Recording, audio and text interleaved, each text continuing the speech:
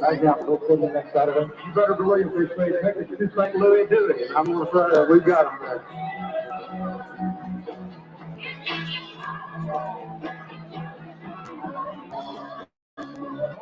So kids at Joplin High School, I'll put them up to get 80 runs and cook. They have a bigger heart, they have more guts. They want to play football. They love it. You see that by the 3, 6, 7, 6.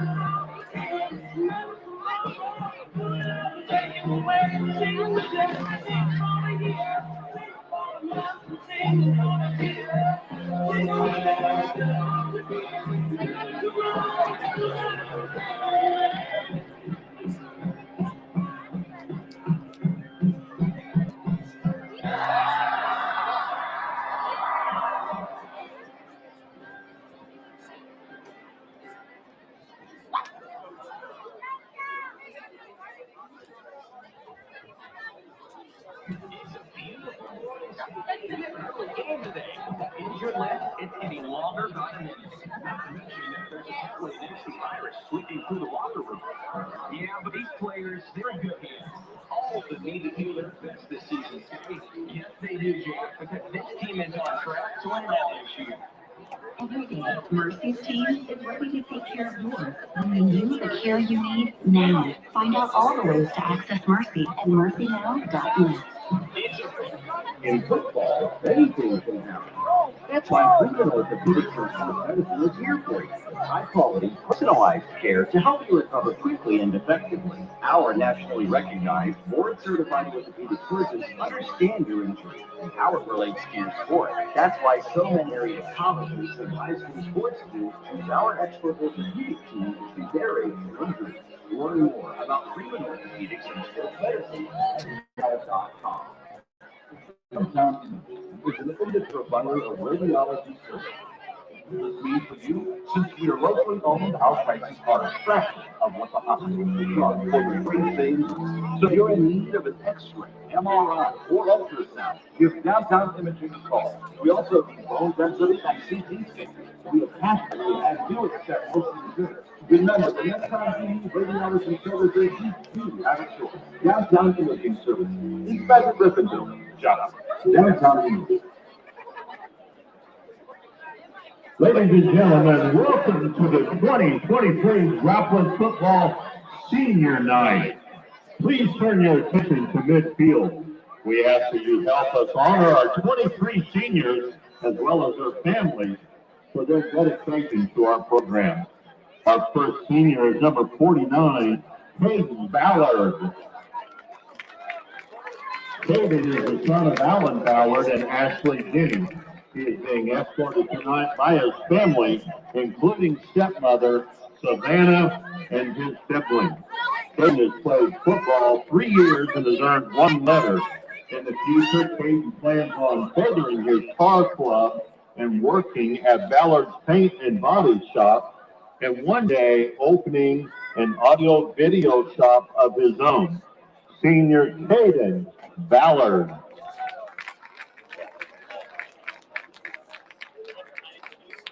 Next is number 13, Jet Beal. Jet is the daughter of Angela Schmidt and Daniel Beal. She's being escorted tonight by his parents, his stepmom Olivia, stepdad Tyson, and siblings. Jet has played football 3 years and earned 1 letter. Next year, he plans to go to college to study physical therapy and play football. Senior Jet Beal.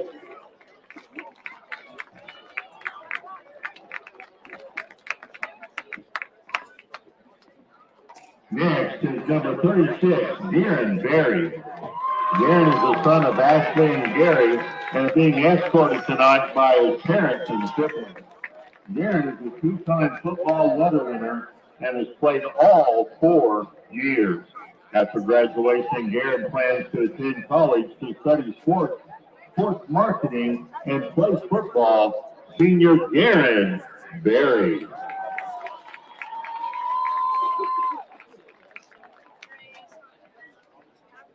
Next is number 38, Christopher Burns. Christopher is the son of Mindy Burns. He's been escorted tonight by his mom and Papa Gabe. Christopher is a first-year member of our football team and will earn a letter this year. Next year, Christopher plans to attend college to one day be a football coach. Senior Christopher Burns.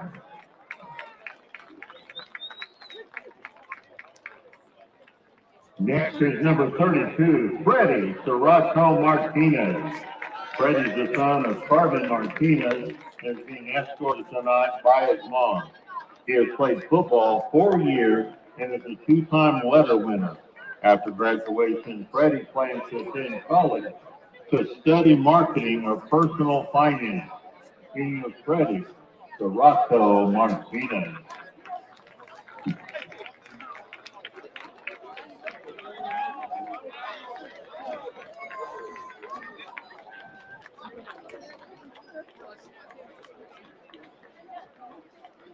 Next is number 34, Travis Coleman. Travis is the son of Heather and Shane Coleman, being escorted tonight by his parents. Travis is a 4-year member of the football team and has earned 2 letters. In the future, Travis plans to attend college to major in business management and marketing with the hopes of one day starting his own construction business. Senior Travis Coleman.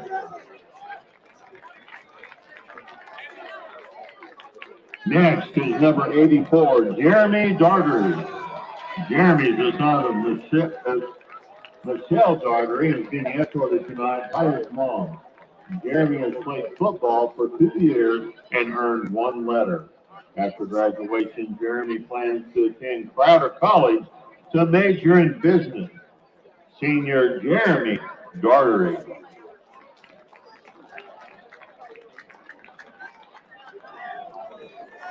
Next is number 69, Alfredo Flores. Alfredo is the son of Vidalia Hugo Gomez and Walter Blazemar Flores. He's being escorted tonight by his parents. Alfredo is a 3-year member of the football team and a letter winner. After graduation, Alfredo plans to attend Crowder College. Senior Alfredo Flores.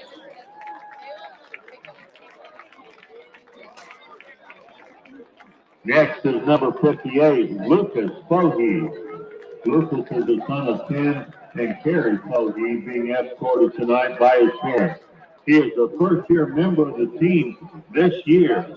In the future, Lucas plans to begin work on a Bachelor of Engineering degree from Missouri State University and pursue a position in the automotive field. Senior Lucas Fohe. Next is number 23, Caden Gilmore. Caden is the son of Chris Gilmore and Tiffany Needham. He's being escorted tonight by his parents and sister. Caden has played football for 4 years and is a letter winner. After graduation, Caden plans to be an entrepreneur. Senior Caden Gilmore. Next is number 7, Hobbs Goose. Hobbs is the son of Casey and Amy Goose, being escorted tonight by his parents, brother, and sister. Hobbs is a 3-time football letter winner and has been selected as second-team All-Area and third-team All-COC. After high school, Hobbs plans to serve a 2-year mission with the Church of Jesus Christ of Latter-day Saints, after which he will attend college to study biology and pursue a career in the medical field. Senior Hobbs Goose.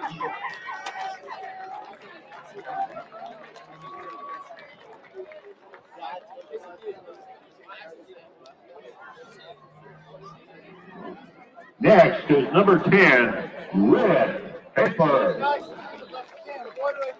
Whit is the son of Jeff and Annie Hayford, being escorted tonight by his parents. Whit has played football for 4 years, and as a tight end, he has been named first-team All-Area, first-team All-District, third-team All-COC, and is an academic All-State selection. Next year, Whit plans to attend the University of Missouri to study business finance and to play football. Senior Whit Hayford.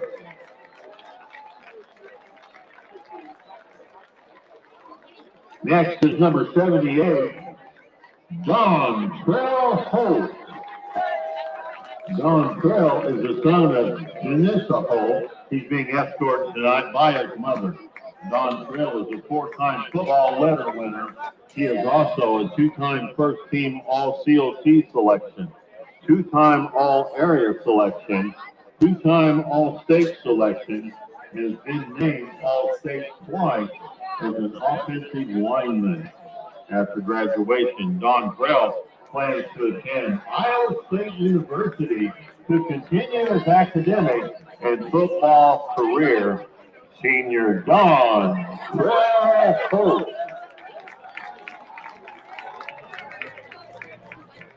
Next is number 45, Garrett Howard.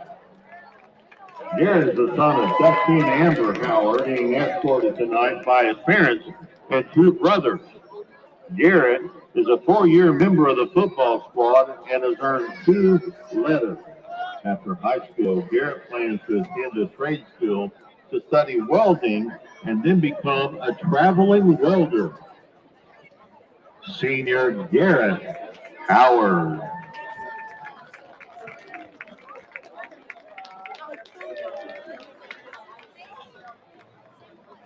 Next is number 37, Brandon Jackson Jr. Brandon, the son of Miss Sheila Jackson, is being escorted tonight by his mother, sister, and grandparents. Brendan is a football ladder winner and has played all 4 years. In the future, Brandon plans to attend Apex Welding Academy and pursue a career as a traveling pipe welder. Senior Brandon Jackson Jr.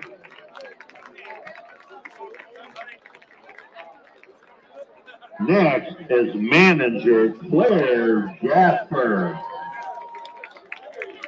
Claire is the daughter of Curtis and Julie Jasper. She She's being escorted tonight by her parents, siblings, and grandmother. Claire has been a manager for the team for 4 years and has earned 3 letters. Her future plans include attending MSSU to be working on a teaching degree. Senior Claire Jasper.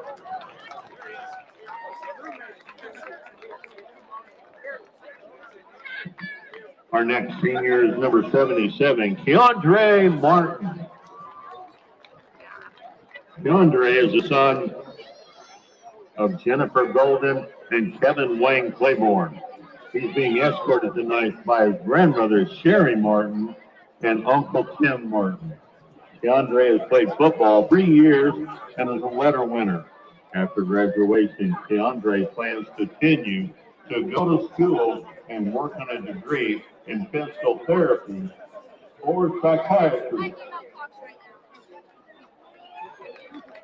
Senior Keandre Martin.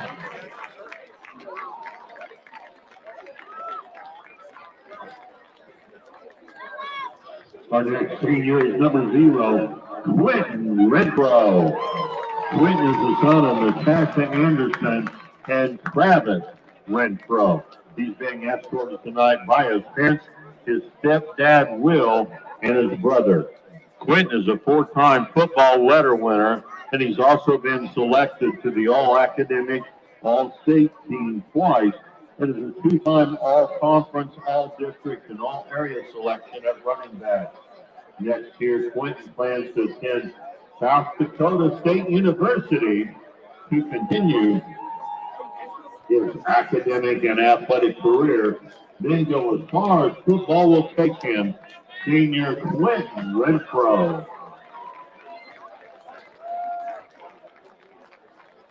Next is number 1, Hayden Sampson.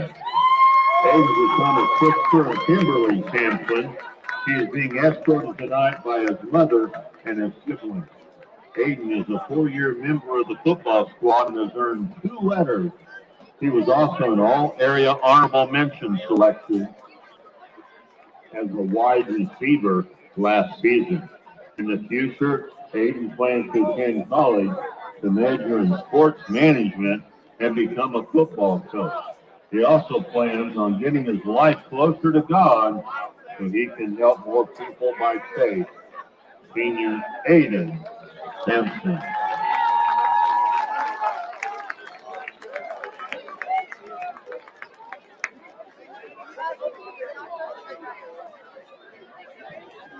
Next is number 2, Joseph Schuler. Actually, that's number 72, Joseph Schuler. Joseph is the son of Tasha and Thomas Schuler. He's being escorted tonight by his parents and sisters. Joseph is a 2-time football letter winner and has played all 4 years of high school. After graduation, Joseph plans to attend college to study aerospace and mechanical engineering, then pursue a career in motorsports or aviation field. Senior Joseph Schuler. Next is number 24, Gavin Smith. Gavin is the son of NJ and Jeff Smith, being escorted tonight by his parents this evening. Gavin is a 3-time football letter winner and a 4-year member of the squad. He has also been named to the academic all-state team. Next year, Gavin plans to attend college to study something in the medical field. Senior Gavin Smith.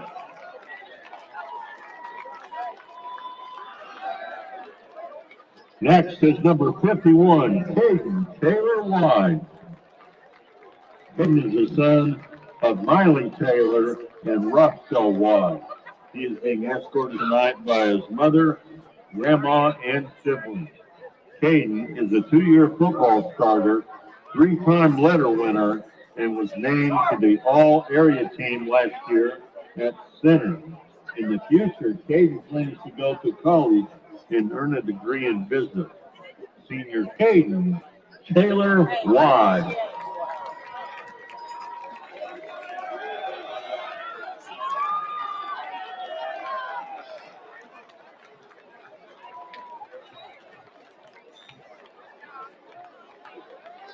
And our last senior being recognized this evening is number 22, Jonathan Williams.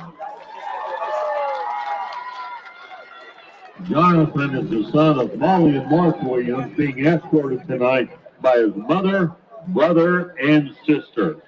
Jonathan is a four-time football letter winner and has been named first, second team All-Area and All-Conference. Next year, Jonathan plans to attend college to pursue a degree in business and play football at the next level. Senior Jonathan Williams.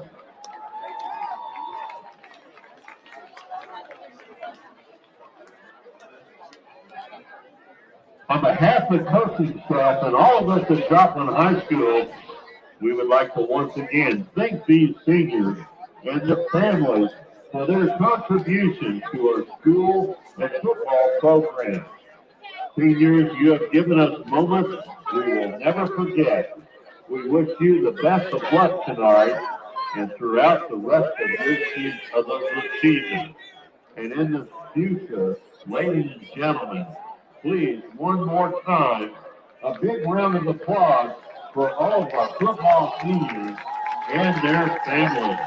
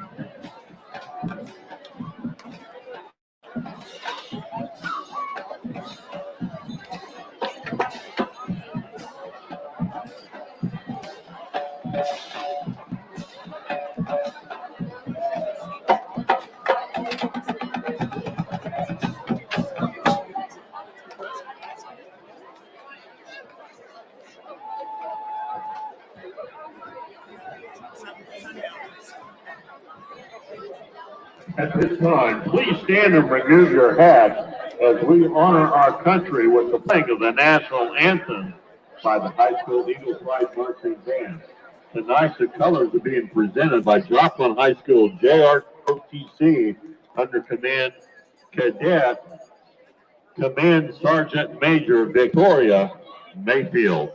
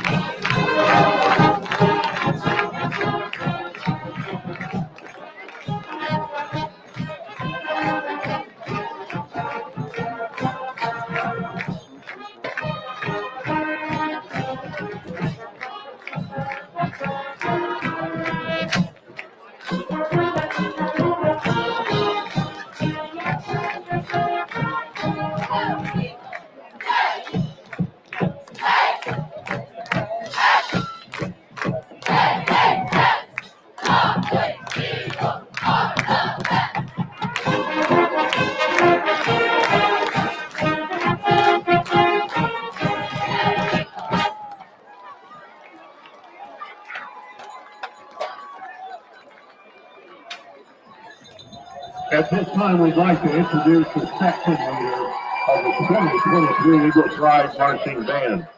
Please, Philip Dale and Samantha Jasinski. Clarinet, Linda Davis and Kylie Medley. Saxophone, Joshua Weaver and Matt Wade. Trumpet, Carly Glovery, Mello. Racing Davis.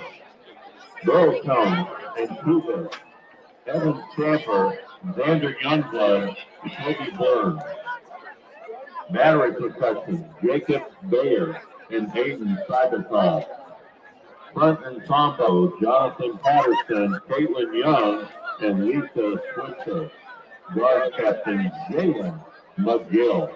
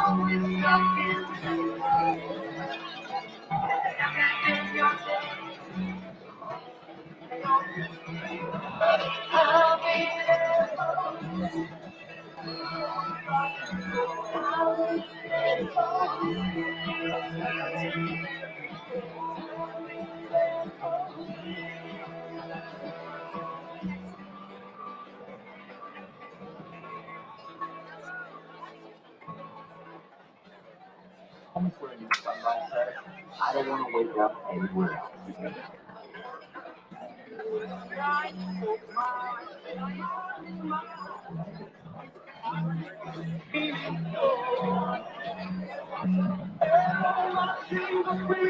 Life is about waking up to a brand new dream. We're the local bank that's with you wherever it is. Because we're more than a bank in the community. We're your community and a bank. Pinnacle Bank. Driving the Arlington Cemetery to the police. That is the highlight of this company. Never been military, military members have never been to the National Cemetery, especially Arlington, but after the experience. As soon as you cross into the cemetery, everybody bears a piece. They've done their time, the former service, they're at rest. The rest of us who are in the military, we try to uphold what they stood for. Very much so. I'd rather see it happen. We have no buildings, and we will find items like air quality, comfort, hospitality, interact with the infrastructure to national well-being when they die. Well-care and planning and helping optimize resources for the wellness of the people who serve. By understanding the unique needs of your building, we can help you make the right improvements to increase its marketability.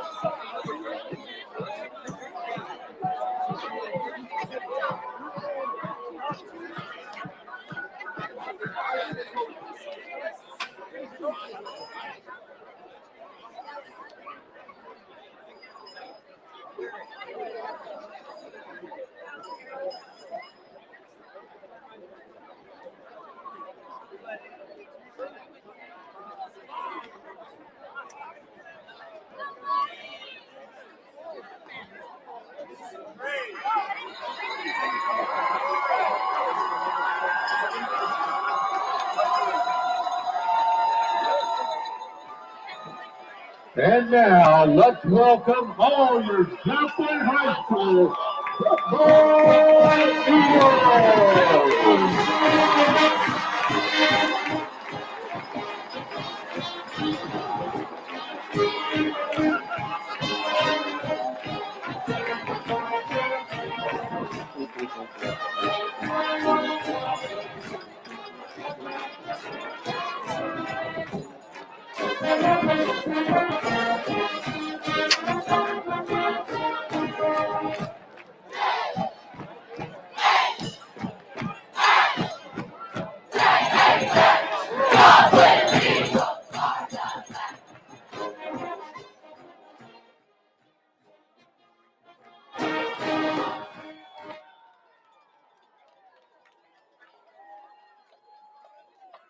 Welcome to Joplin Eagles football presented by JETHD. My name's Tony Miller. I'm brought to you by Garrett Camp. And we're in for a good one today. We've got the Joplin Eagles facing off against the Carthage Tigers in what should be a shootout. I mean, both teams are 4-3. They're both pretty equal in play, so we should definitely be here for a shootout. What are your expectations for this game, Garrett? Like you said, I think it's going to be a pretty balanced game. I'd say both teams will score on and off.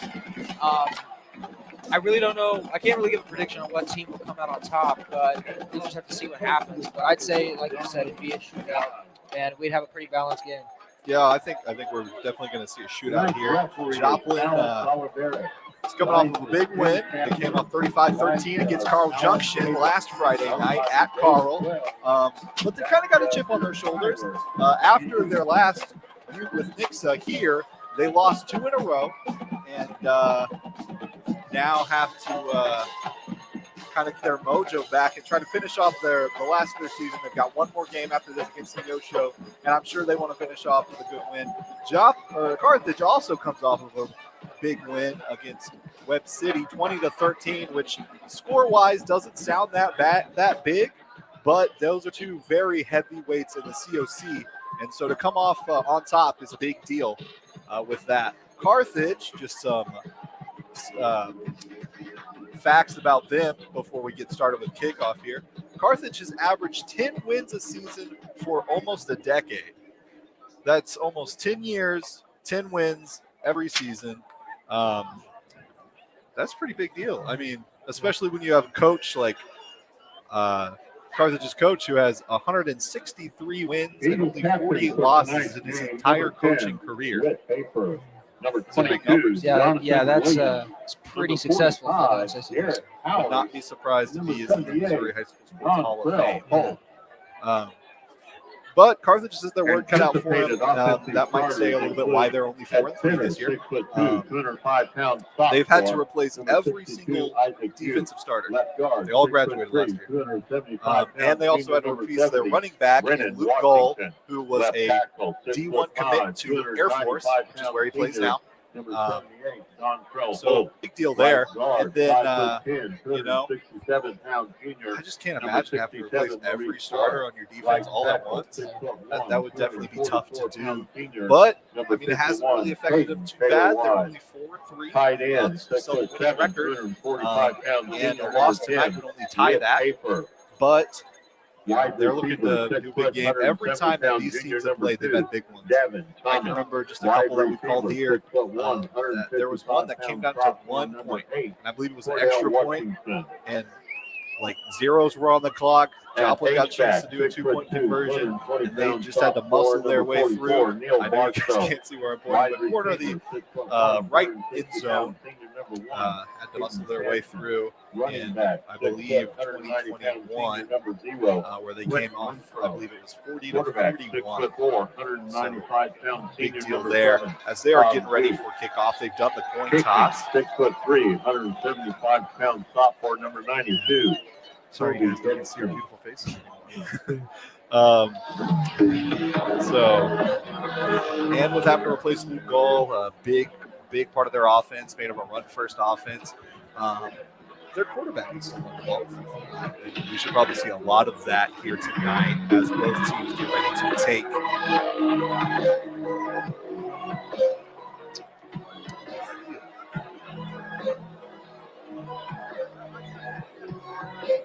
Joplin's part of their all maroon with white accents.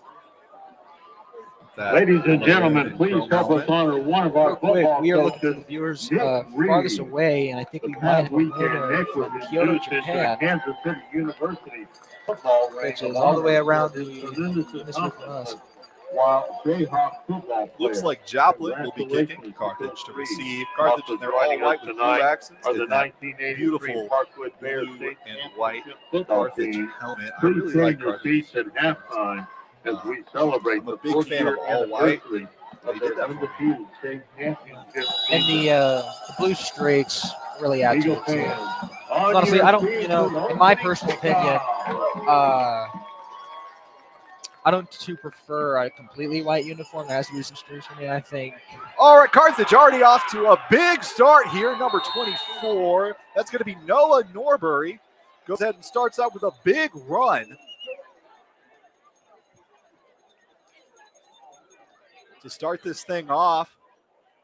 I kind of thought he was about to go back to the house. 24, Okay, we're starting. On that return, stop by number pretty 8, good start right Cordell there. Washington. Referees marking the ball to Carthage offense 31-yard now on the line. field, and let's see how they And for use this Carthage. drive. Yeah, and we've talked a lot about Joplin's defense. They've kind of been like Joplin's highlight this year. Very hard to get anything past them. Ball's going to be on 31. Number 10, that's Brady Carlton at quarterback. He's the 6'1", 185-pound junior. Hands the ball off. That's number 6, Landon Collins, 5'11", 205-pound, also a junior. Plays running back and linebacker, dual threat Number 6, position there. Landon Collins on that carry. Joplin defense Number able to 36 stop the is Aaron ball. Very involved in the stop. Carl Junction, was able to get about 4 yards on that play, and they're now going to be 2nd and 7. Second 7, ball spotted at the 34-yard line. Carlton in the backfield along with Collins. Calls the ball. Another There was a handoff. jet sweep. Number 36. And, go ahead. Joplin able to stop the ball again. Looks like they're going to get Jackson Pettinger. 1 yard on that play. It's not going to be 3rd and 6. Looks like Joplin's defense has made a little comeback from that Nixa game. Number 36, Jackson Henniger on that run. 3rd and 6 So far, from the the 35-yard line. Iron wall that we saw those first few games is starting to come back. Would not be surprised if we see a pass play here. I said this earlier. Number 10, Brady Carlton, has been a running quarterback the past seasons that he's played for Carthage, but there is no doubt he can air that ball out too. So Joplin's definitely going to have to watch out for both of that. And it looks like they are going to pass. Pass is complete to number 36, but he is stopped. Minimal gain of maybe a yard. Quarterback Brady Carlton. Big tackle there by number 8. Number 35. Cordell Washington. Number 8 is Cordell Washington making on a a big stop. drive. Ball's been marked at the 36-yard Five, line. giving up 5 yards. Forcing a 3-and-out punt. Down. Joplin's For the Tigers. defense definitely came out on top in this drive, and So far, this game has gone off pretty good. back to receive is number 8 for Joplin. That's Cordell Washington, who just had the big hit.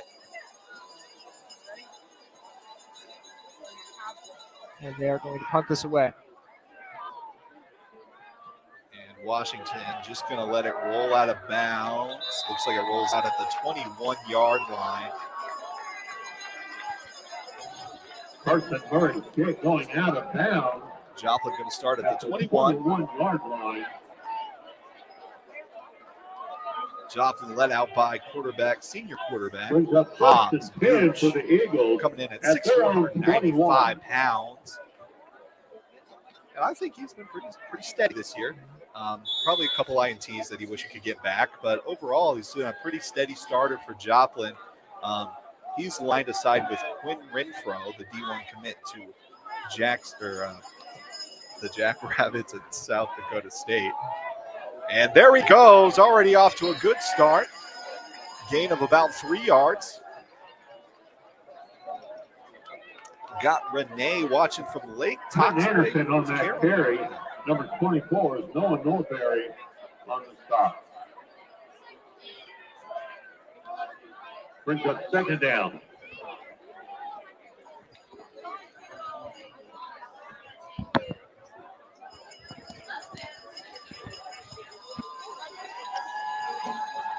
And chat, we ask you to please be respectful to our camera staff. Quinn Renfro with another run. Gains about 2 yards. And we're going to be coming down to 3rd and 5. Let's see if we have identical drives here. Wouldn't that be something to start off? Yeah. It really speak to how we said these teams are both very similar. Yeah, so far, like we said, Third down. it has been pretty balanced so far. So we'll have to see what happens. You know, if it's this balanced the whole game, maybe we'll see 0-0. Okay. Gooch calls for the snap. Looking to throw here. He's going to be running with it. And he takes off. Going to take matters into his own hands. And he gets the first down and about a yard. I really liked that after the breakdown. He took that into his own hands and was able to pick it up on his legs. Referee's marking about the 35-yard line. That's enough for a Joplin Eagle. And we are got a full house almost on both sides. Carthage traveled pretty well tonight, and the Joplin fans fill the stands.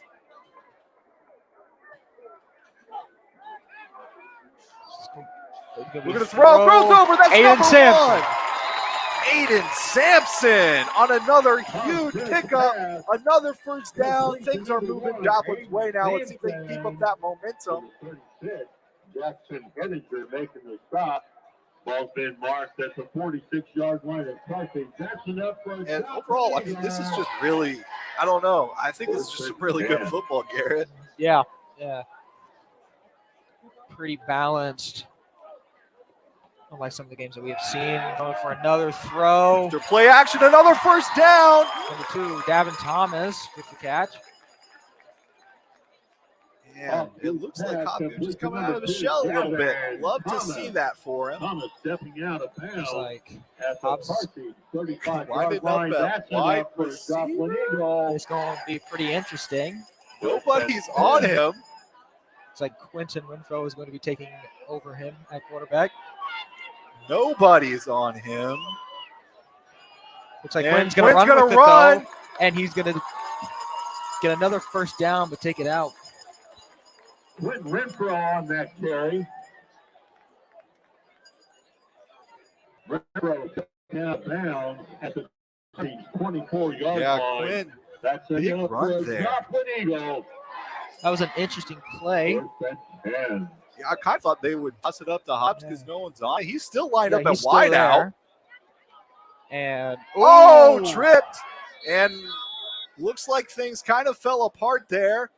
Joplin was able to recover it, however, but they are going to be now set back. That'll bring Now, up second down second. from the 31-yard line. And it looks like about 17. Yeah, second 17. So they got a little cocky there, in my personal opinion, trying to run that play twice. Looked like they were going to go for a jet sweep there on that one. Just didn't work out. Hobbs is back at quarterback. Looks like they're lined up to. And it looks like nearly another full here, but Hobbs is going to take this into his own hands to get a few yards and take them back to third. On that carry. And after a really hot start, things kind of slowing down there. A couple miscommunications. Third and 15 from the 29. Got Sean Giddens watching from NYC, New York.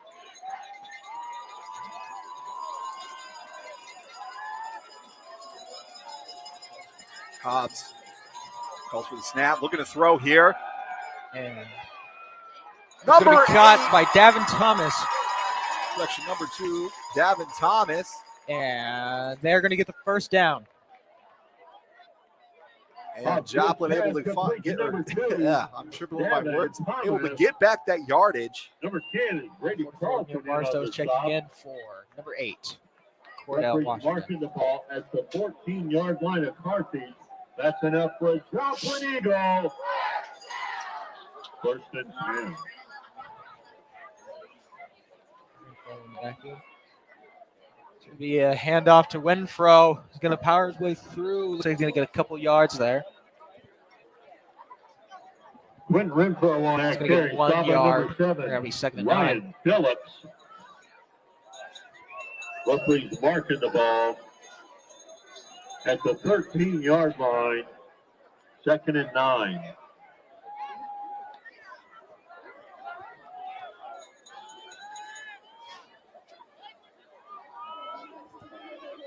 Gooch calls a snap. Looking for throw and Gets it to number 1, Aiden Sampson. pretty good gain. Good That play. pass They're now going to number be 1, 3rd and 4. Aiden Sampson. 3rd and 4 in the red zone. Looking to Marked at the score. 8-yard line. 3rd and 4.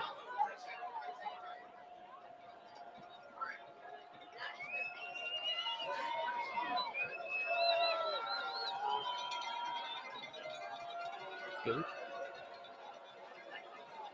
Handoff. Quentin is going to get it. Renfro stopped for a loss of about a yard. If you're Joplin, you think you go ahead and go for it? You think you send out the field goal Number unit? 11, Braxton Ross. Honestly, I would, I'm going to have to leave that one up to the coaching staff. I really don't know what I would do on here. Personally, like if I'm coach, I'm going to go ahead and kick it just because I'd like to have the boost comments to get some things on the board. But it looks like they're going to go for it, which is another way. It shows that you trust your quarterback, you trust your offense. Let's see what they do here. Looks like he's going to throw. It looks like he's going to take this. And could he get it? Does he get it? Touchdown! Joplin with the extended lead. Joplin gets a touchdown. Hobbs, Gooch. And they're going to strike first here with 4 minutes left in the first quarter. Break that down for me, Garrett. What did we see? Why did that work so well? So I don't know. I'm lost of words. Sometimes you can say that you don't know. I really thought that they were going to run a little play there. You had Renfro come out on the side. I thought that they were going to give it to him and let him kind of run in for that first down or that touchdown. But Hobbs has just been electric on the ground, able to salvage some broken plays. That looked like a design quarterback run, and they're just working to his strengths tonight, and that's working well for him right now. Looks like Joplin's coming out here with a lot of confidence so far. James got that touchdown from Kingman, Arizona.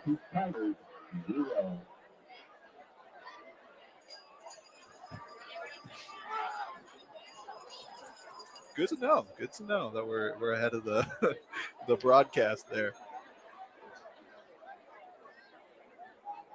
Bringing up the ball for Joplin is number 92, Toby Ibsen. And Toby Ibsen out here to kick it away. And this ball will be headed back to Carthage.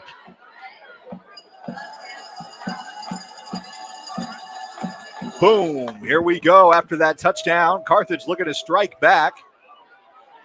And runs right through the middle. He's still standing. Another good game. Looks like they're going to be spotted at the 31-yard line. Exact same place they were last time. Let's see if they can get further down the field than they did last time. On that return. Or if Joplin can continue this iron wall defense that they've had. Referee's marking the ball at the 31-yard line. 1st and 10 for Carthage.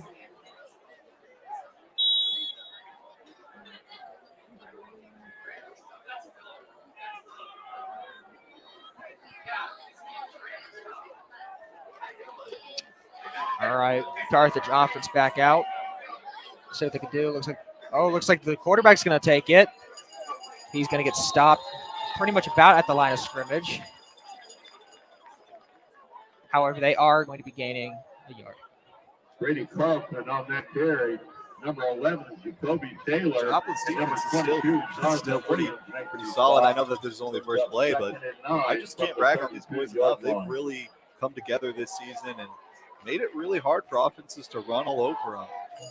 And I think that chip on their shoulders after those 3 losses really put something on them, only giving up, 13 points last week against Carl Junction.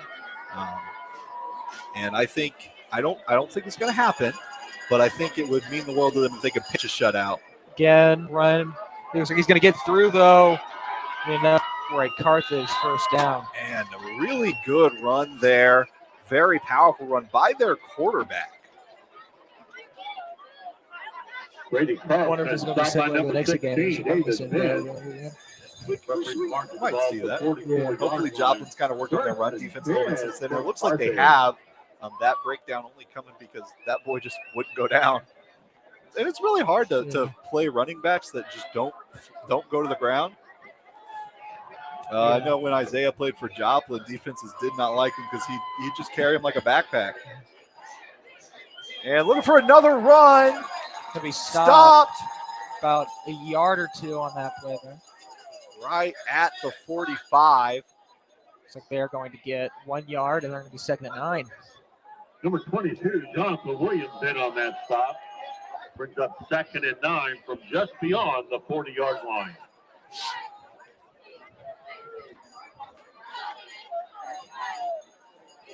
Right.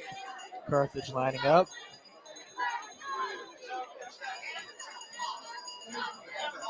Motion by number 11. He's going to take it. Another run. Joplin's going to stop them.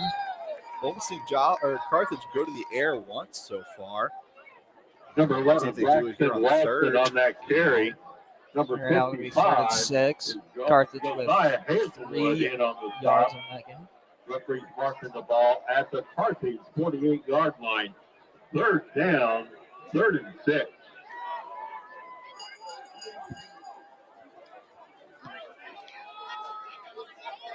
Number 36 checking in for Carthage.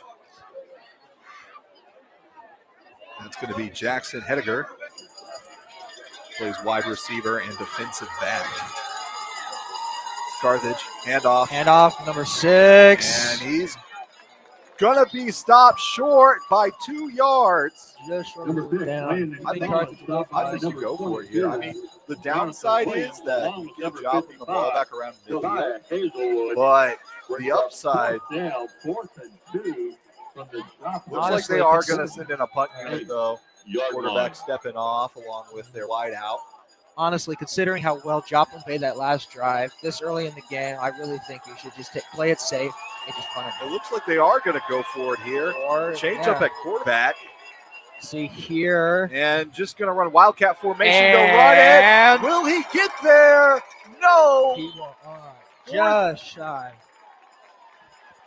4th and inches. What just happened there was Joplin able to shut them down. Gonna get the ball back. Pretty good position, just shy of midfield. Pretty good stop by Joplin. I pretty much expected Carthage to be able to run that through, considering that their last one plays at least got about like a yard or 2. So just good job on the Joplin defensive line to really kind of just clamp down there. Joplin offense is now coming back out.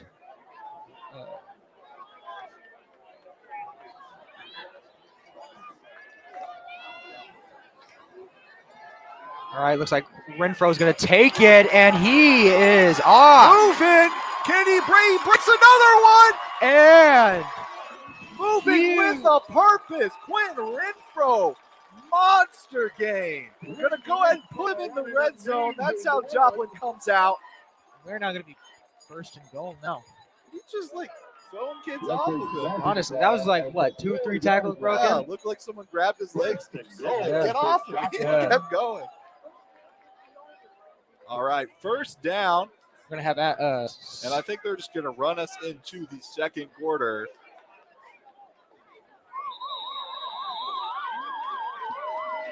and we are now going into the second quarter. 7, Carl Junction Tigers 0. 55 is Josiah Hazel. Or something asking. Assuming you meant Joplin. You did not, because there's not a 55 on That was a pretty good first quarter. I mean, we'll get back to football here. I mean, Quinn Renfro with that big game. I think we have seen what we wanted to see from Joplin. But what I'm worried about, we've seen this before. They come out very hot in the first quarter, and then the second and third, things kind of slow down for them, and then they pitch a really good fourth quarter. So I'm not going to sell it to them. I think they're playing good. I want to see that going into this quarter, and I want to see it in the third quarter too. But they're going to see improvement to me. I think Carthage they're playing pretty good. I personally think they should get in the air a little bit more. That would be what I'd like to see, to maybe try to move the ball down the field some more. Their defense has been pretty solid up until that last play, which Quinn's just such a dynamic running back that's going to happen. What are your thoughts, Garrett?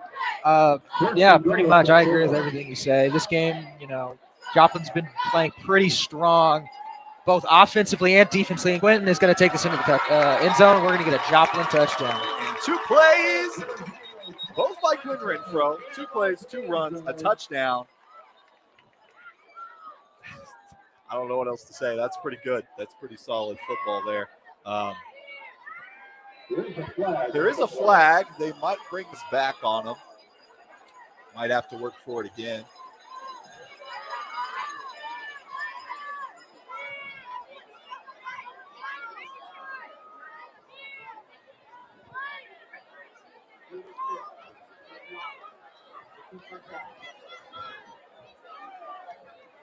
Illegal, yeah, charging against Joplin. Looks like it is going to be against Joplin. It's going to set them back about 5 yards. They're now going to be at the 9-yard line. Still first down. Still first down. Still pretty good field position. I mean, sucks to not get that touchdown there, but if they keep running like they were, they may just go ahead and get it again here. Let's see what happens. Looks like they're running that Renfro, tricky play again. And Renfro is going to take it. This time it works out for him. Looks like they're just trying some new stuff out there. I don't think I've seen that play at all. I wonder if coach is just reaching in and seeing what else he can get a hold of. So far, it's worked for them, other than that screw up the last time. But so far, it's not been it's not been bad. Not at all. Looks like they're going to run it again. Yep. Hobbs out at wide out. Renfro taking another snap. And he's going to take it. And up the middle. That trick play gets him a touchdown. Joplin, Quinn Renfro, with technically his second touchdown, but it's only going to count as his first touchdown. Joplin 13, Carthage nothing. Toby Ibsen comes out to possibly make this 14-0.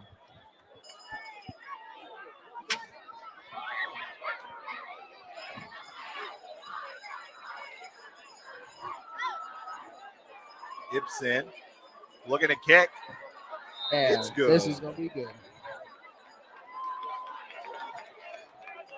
Got Richard Boyd watching from Claremore, Oklahoma. John Jasper with the snap. The hold by Dominic Leisman. The kick by Toby Ibsen is good. 11 minutes, 21 seconds remaining in the second quarter. The score, Joplin Eagles 14, Carthage Tigers 0.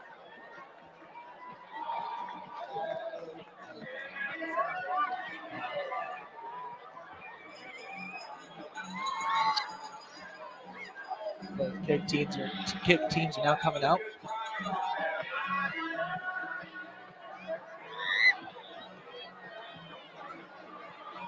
He got the ball for Joplin as number 92, Toby Ibsen. Toby Ibsen out here to kick again. That feature Carthage number 24, Noah Norberry. And number 36, kick is off. Hettinger. This is now going back to Carthage. Got by number 34, Landon West.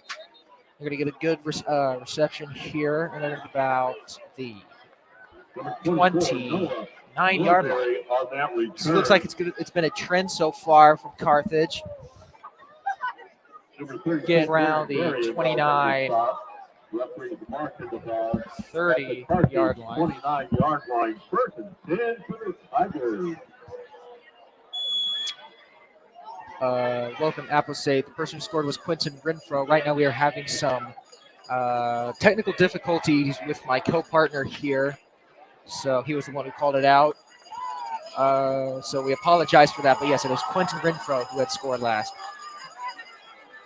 And looks like just a breakdown there. Stopped. Minimal gain. Brady Carlson on that carry. Maybe a Number yard 55 there. is Joshua Going to be 2nd and 8. Ball Hazelwood. spotted at the Number 31-yard 34, line. Joplin making the stop. Brings up 2nd down, 2nd and 8 from the 31-yard line. I didn't.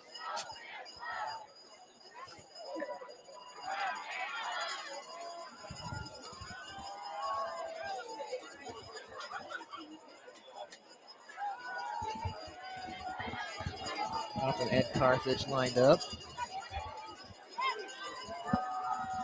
And looks like they're going to toss.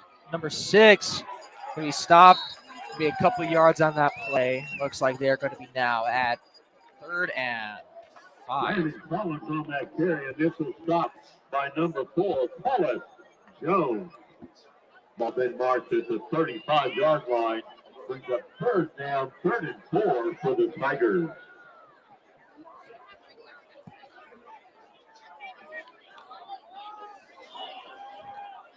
Carthage in a huddle.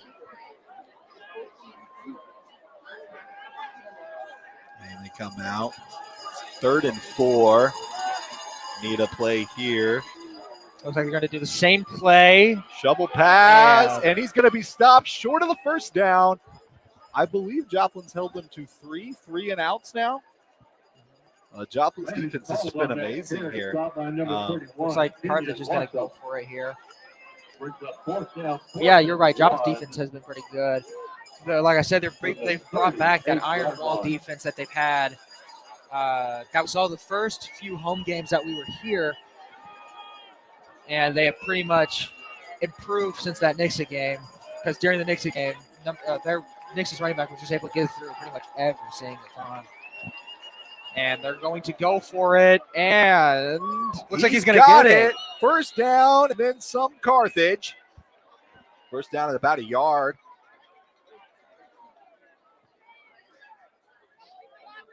Number 6, Landon Collins on the carry. Stop by number 6. That 1st down was brought to you by Landon Collins, running back there in a Wildcat formation thing. And both teams are kind of playing what I would say non-traditional football here.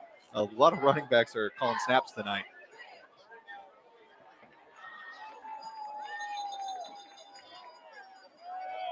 Back in quarterback, and they hand it off. That's Collins. Little dive right there. Looks like a gain of about 3-4 yards. Brings up 2nd down. 2nd and 10. Ball spotted on the 47-yard line. 7-yard line. 2nd and 7.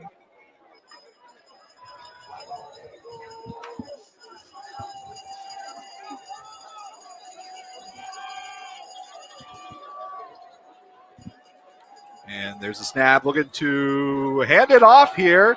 The toss is going to be a throw. Caught! Number 81 making his way to the end zone. Pushed across. Touchdown, Carthage. Number 81 on that play. Langston Morgan pass complete to number 1. Really good play here by Carthage. I mean, that left him pretty much wide open and brought them to a Tigers touchdown. That was Carson Murray, tight end, 6'4", 215 pounds. Able to get that touchdown for Carthage's first. And a bit of a trick play, but worked out for him. Low ball, but it's good. 7-14. We got a 1-score game. Looks like Carthage have had a little bit of a comeback here. Joplin offense is not going to be out back here soon. Let's see if they can make this a 2-score game again. 7 minutes, 49 seconds left in the 2nd quarter of action here. I really liked what I saw in that last play there. Quarterback took it for a run, throws it out to his wide receiver. Wide receiver makes the pass. Tight end makes the touchdown. All skills positions got a chance to touch the ball there, except for the running.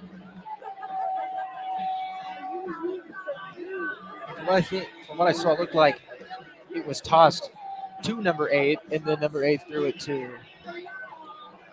Yeah. Pretty interesting play there.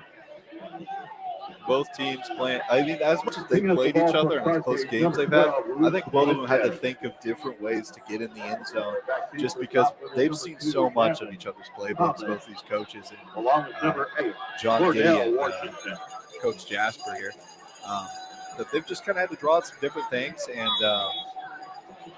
it's been pretty interesting. I like what I've been seeing.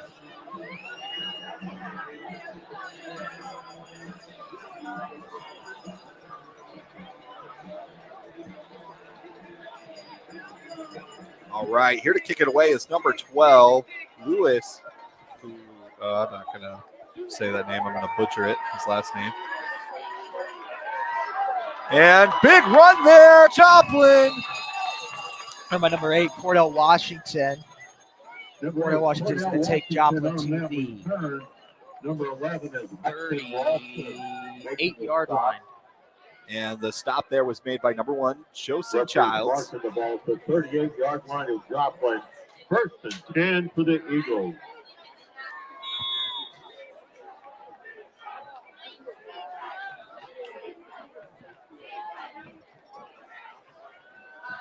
Hobbs back out. At quarterback, not wide receiver. At quarterback. Handoff. Looks like this is going to be. That's our boy, number 23, Caden Gilmore. Pretty decent gain here of about 5 yards. Stop by number 65, Byron Real. Yeah, about 5 yards. Still, I'm kind of hoping to see our boy, the Roadrunner, Torin Jones. Haven't seen him yet tonight. I think we might see him later into this quarter or go into the second half. Another handoff to Gilmore. He's going to run this through. Explosive run for the first down. Caden Gilmore gets the first down. Joplin going to be just shy of midfield at the 49-yard line.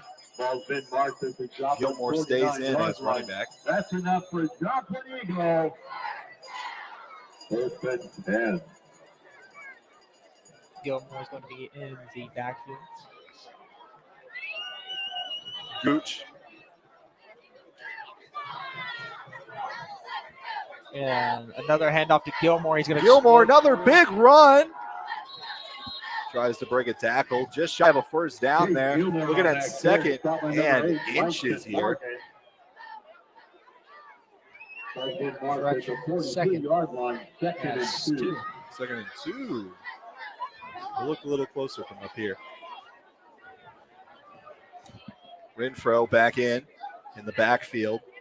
Gooch calls for the snap. Handoff, Renfro can't find a lane. Brought down. Loss of about a yard, maybe 2 there, as the ball's now spotted on the 45. 3rd and 4. 45-yard line of Carthage. 3rd and 4. 3rd and 4 now. Joplin looking to get something done. You think they go pass or run here? I think they might go run here. Calls for the snap. Photo motions, and they're actually going to go for a pass, and caught by Cordell. Can he get it? He is fighting for all the yards he can get, and he gets some. And he gets Joplin a first down. And with that first down, big play there. Looks like the stop was brought to you by number 11 and number 36. That's Braxton Ralston and number 36, Jackson Hediger, who also plays wide receiver. Playing both sides of the ball here tonight. I'm sure he's going to be exhausted after tonight. 1st and 10. In the backfield. Fake handoff, going for another throw. Airs it out. Jet Beal with the catch. Correction, Davin Thomas. There is a flag on the play, though. Let's see which way this goes. There is a flag on the field. I don't know where I got Jet Beal at. He's not even on the field. And it looks like this might be reversed. What a shame. That was a beautiful play there. Wait, hold on. It's actually going to go against Carthage here. I think that might have been a PI. Not sure. They are spotting the ball. I mean, it's still a loss for Joplin because they're now farther back than where Gavin got it. Renfro in the back end. And looks like a little bit of dancing by Hobbs. He's going to take off with it, though. And pretty decent game. Looks like I had to get about 5 yards there. 5 yards. No ball going to be spotted at the 19 or the 21. Correct, the 21-yard line brings up second down, 2nd and 8. Be 2nd and 8. Looks like they had 2 yards on that last play. So far, Hobbs have been running around this game.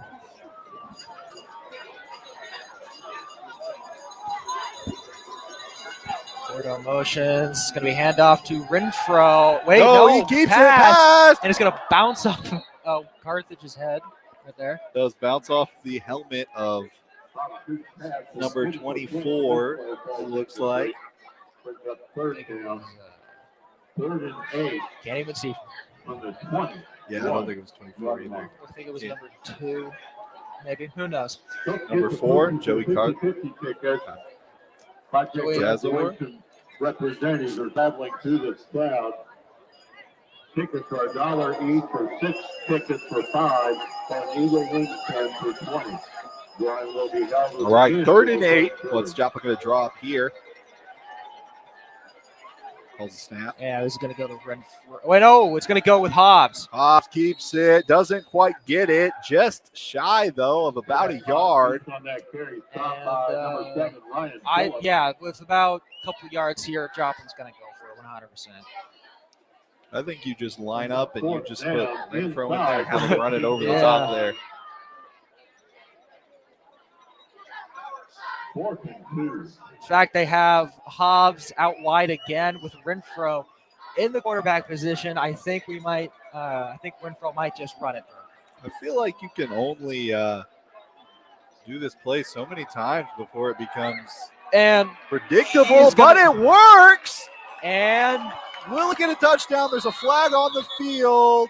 He's in the end zone. On that carry, there is a flag on the field. We're going to see what happens. And it looks like it's going to be just spotted there.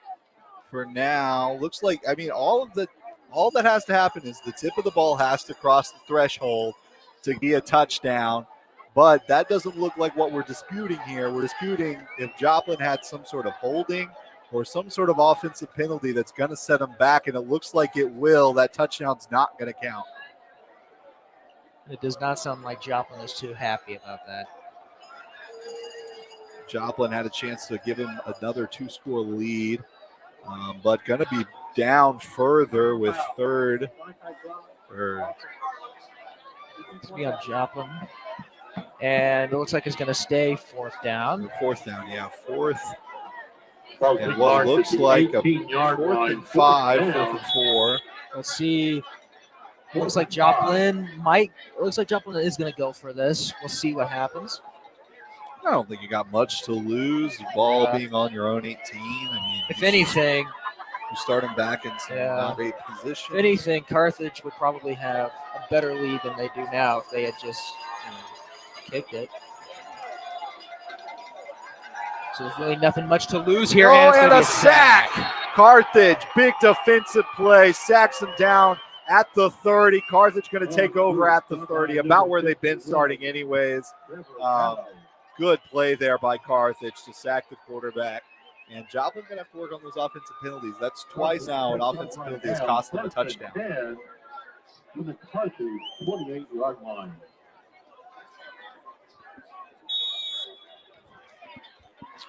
Joplin defense coming out here. And so far, Joplin really hasn't, so far in this second quarter, Joplin really hasn't been lagging behind. It's really just that, flag that kind of set them back. But I mean, Renfro got them pretty much all the way up there. Besides, that flag. So far, Joplin really hasn't been slowing down. And Carthage gonna try to run up the middle, but Joplin gets maybe a little bit of revenge there. A sack. That sack come from number 22. Number 22. That is Jonathan Williams, the senior who's coming in at 6'1", 250-pound linebacker. 7-yard line of the Tigers.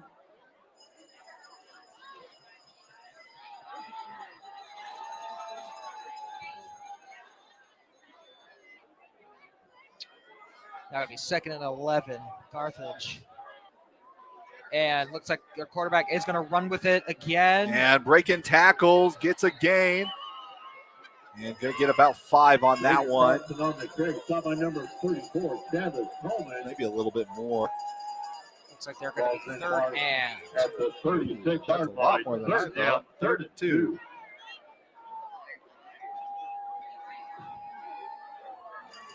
Let's see if Joplin can stop him.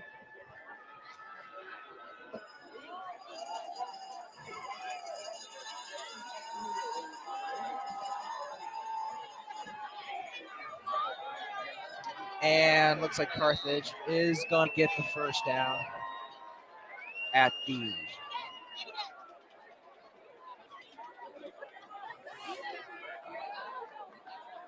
14-yard line. Carry. Jonathan Williams in on the stop.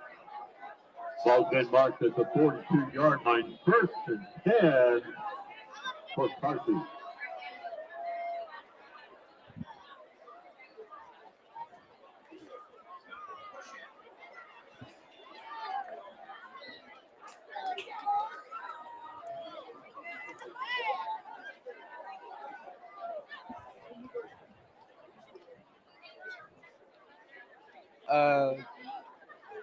I apologize for the little absence of talking there. We had a phantom keeper. 7. Yeah. That's what we had. Nope, that's not working. That's fine. Yeah, we called in our buddy, Brett Douglas. All right, not Joplin. Carthage. Look at the throw here. Tries to go for his tight end, throws it just over his head. Brady Carlson pass, falls incomplete. Brings up 3rd down, 3rd and 7 from the 45.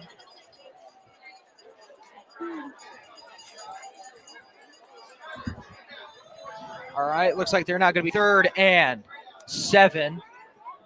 Carthage in their huddle.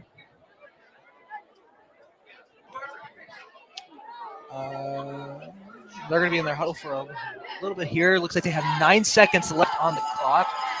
We're going to have to snap this one pretty quickly. Just 1 second to spare. Throw number 6, and he is off. Big run there, Carthage. Looks like Cordell is going to get the first hit there.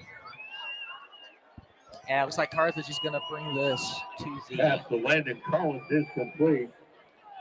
38-yard line. In on the Joplin top territory. at the 28-yard line. 1st and 10 for Carthage.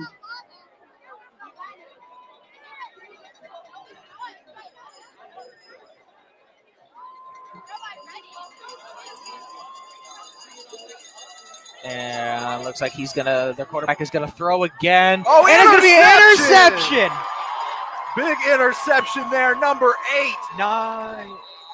Cordell Washington with the Cordell INT. And after that big gain, Carthage shows an interception there, and the ball goes back to Joplin. Pretty much went right into Cordell's hands right there. Just letting you know, Missy, we always show halftime. We just don't talk during it.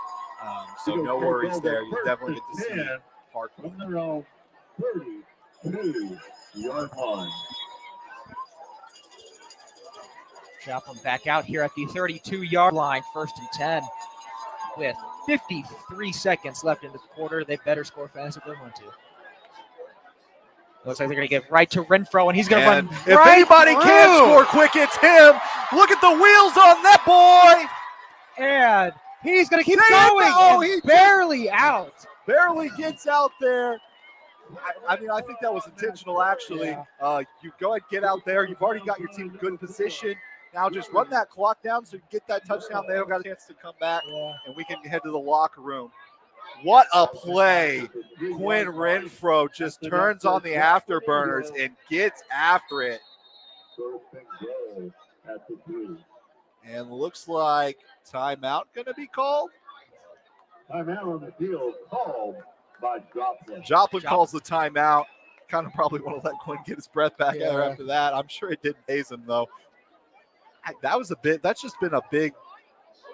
Joplin gets the turnover in the INT from Cordell Washington, and then immediately gets that big run.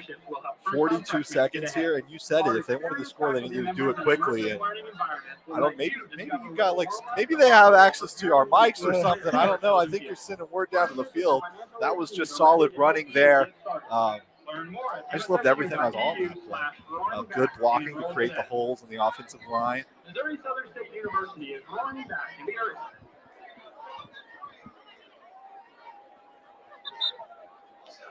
So yeah, Joplin now coming out of that timeout is going to be lining up, and they are going to be at the 3rd-yard line.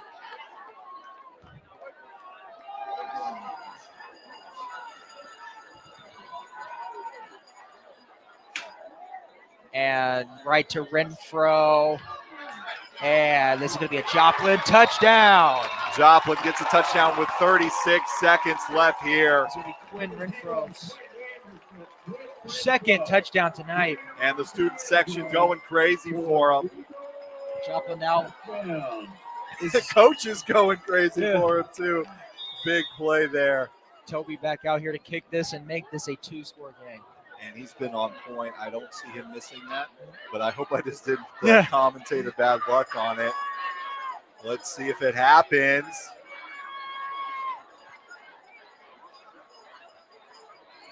Kick is good. Joplin taking a 2-score game. It is 21-7. And a little something different you don't see every day. Girls are actually out here kind of painted up. They're in T-shirts, obviously. And doing the push-ups instead of the boys. 8 seconds remaining in the second quarter to score. The Joplin Eagles 21. So Joplin is going to enter. Looks like Joplin is going to possibly enter the second quarter with a 2-score lead. We'll see. I mean, anything could happen. Carthage could definitely make a comeback here and do something crazy. They've had some pretty explosive runs. Haven't seen much by the air, but they could take their advantage. Joplin really could just be expecting runs here. Yeah. And but so far, both teams have had some pretty explosive plays. I mean, you just saw what Quinn Renfro did, and then their tight end before Carthage tight end before they got the INT was a pretty good run there. Carson Murray. So far, this game has been pretty eventful and not really one-sided. No, just going for a squib here. And not going to let them move. Gets him down. Still about where they've been going at the 31. Number 4, Joey. Joey. They are making this I'm on just the going to say carry. Joey. I don't know how to say that last name. If anybody knows how to say his last name and could give us enunciation in the 2-yard comments, line. First and that would 10 be for Carthage.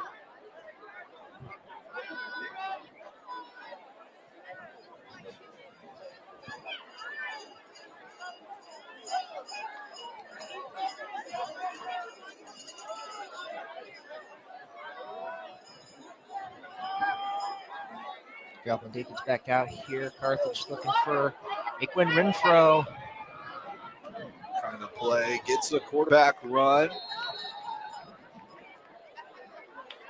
Got Quentin Smith watching from Mansfield, Texas, rooting for Buddy Jones. Collis Jones, in case anybody was curious.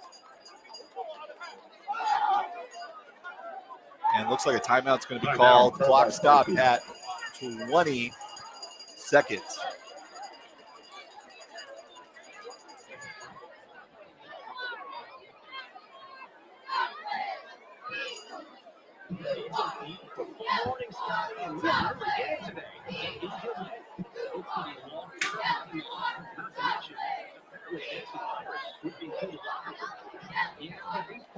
very good hands.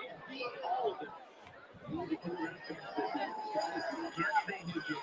This team in Carthage to win it all. Carthage out here, second and 1. They gained 9 yards, but 2nd and 1 at the 41-yard line. Now, if you're and I mean they've been running the ball mostly, so I see like a Hail Mary coming out or any sort of air raid. But do you think you keep sticking to just safe run plays, or do you think? I mean, you've got what, one more timeout left? No, they're going to throw. Took the words out of tip drill, and going to be out of bounds after getting tipped there. 5 seconds left in this first half, or 15 actually. Sorry, I'm looking at the scoreboard, and the first number is covered by the 3rd and 1. Local Apple State says that Jasper is definitely cut from the same vine as Dewey Combs, both very legendary coaches for Joplin. And looks like it'll be 3rd, and looks like the quarterback's going to take it. Another run. Gets the first down. Going to be stopped around the 49-yard line, just shy of midfield.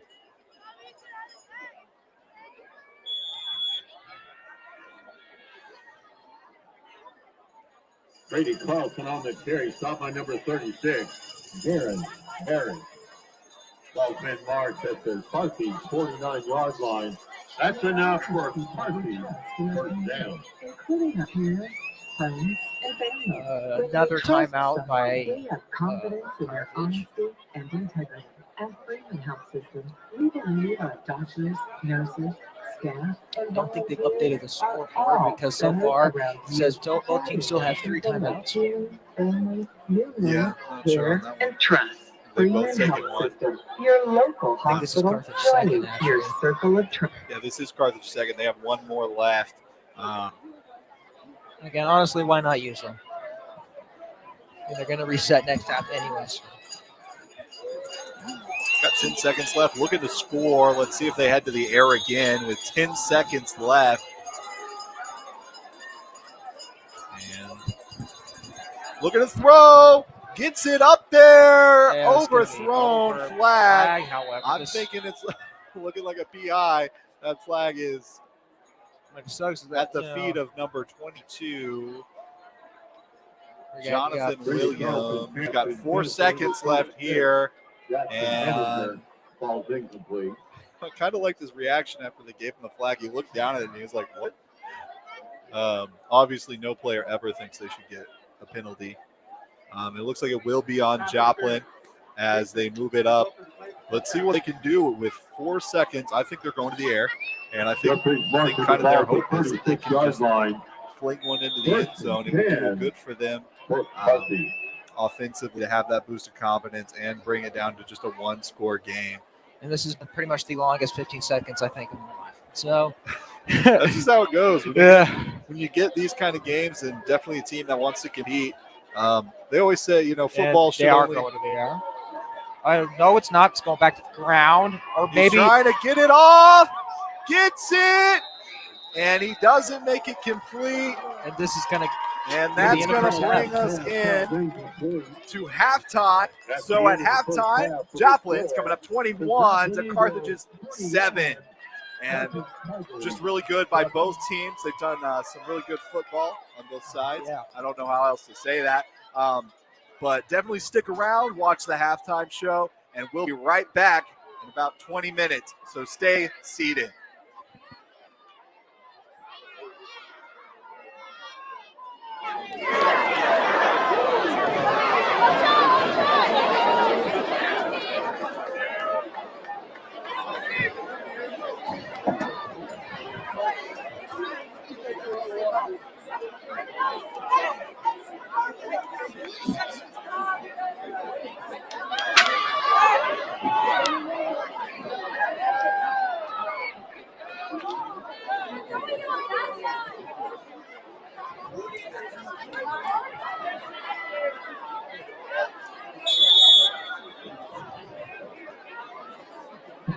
And now, welcome to the field, your Joplin Eagle dance team.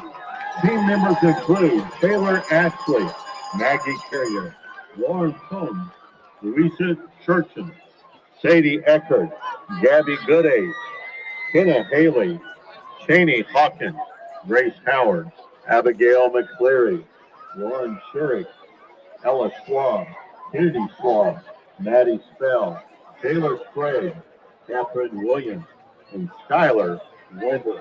Head coach is Jacqueline Bradley, assisted by Amanda Moody.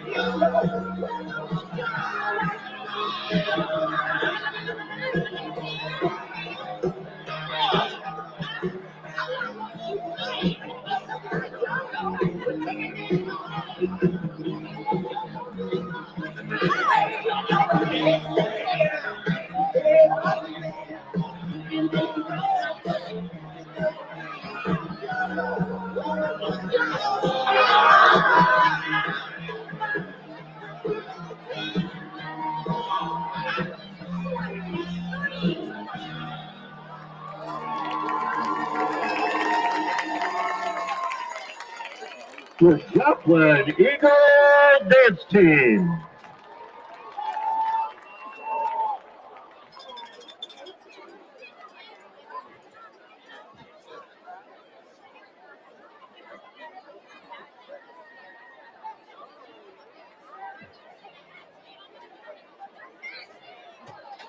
Downtown Imaging is an independent provider of radiology services.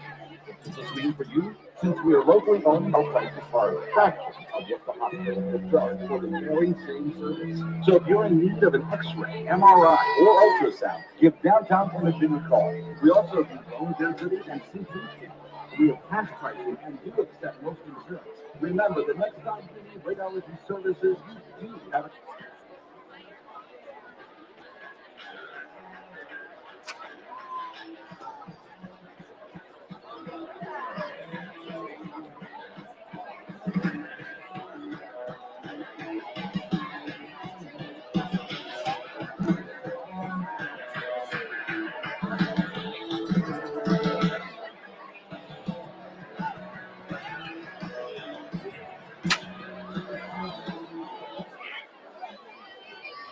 Tonight, the Joplin High School Band would like to recognize our seniors and thank them for their hard work. Our first senior tonight is Jacob Baer. He's escorted by his father and mother, Philip and Susan Baer. His activities included winter drum line, marching band, concert band, jazz band, as well as performing with the percussion ensemble and honor band with Missouri Southern. His future plans are to go to MSSU and dual major in youth education and construction management.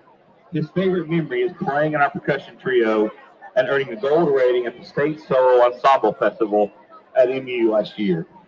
Let's hear it for Jacob.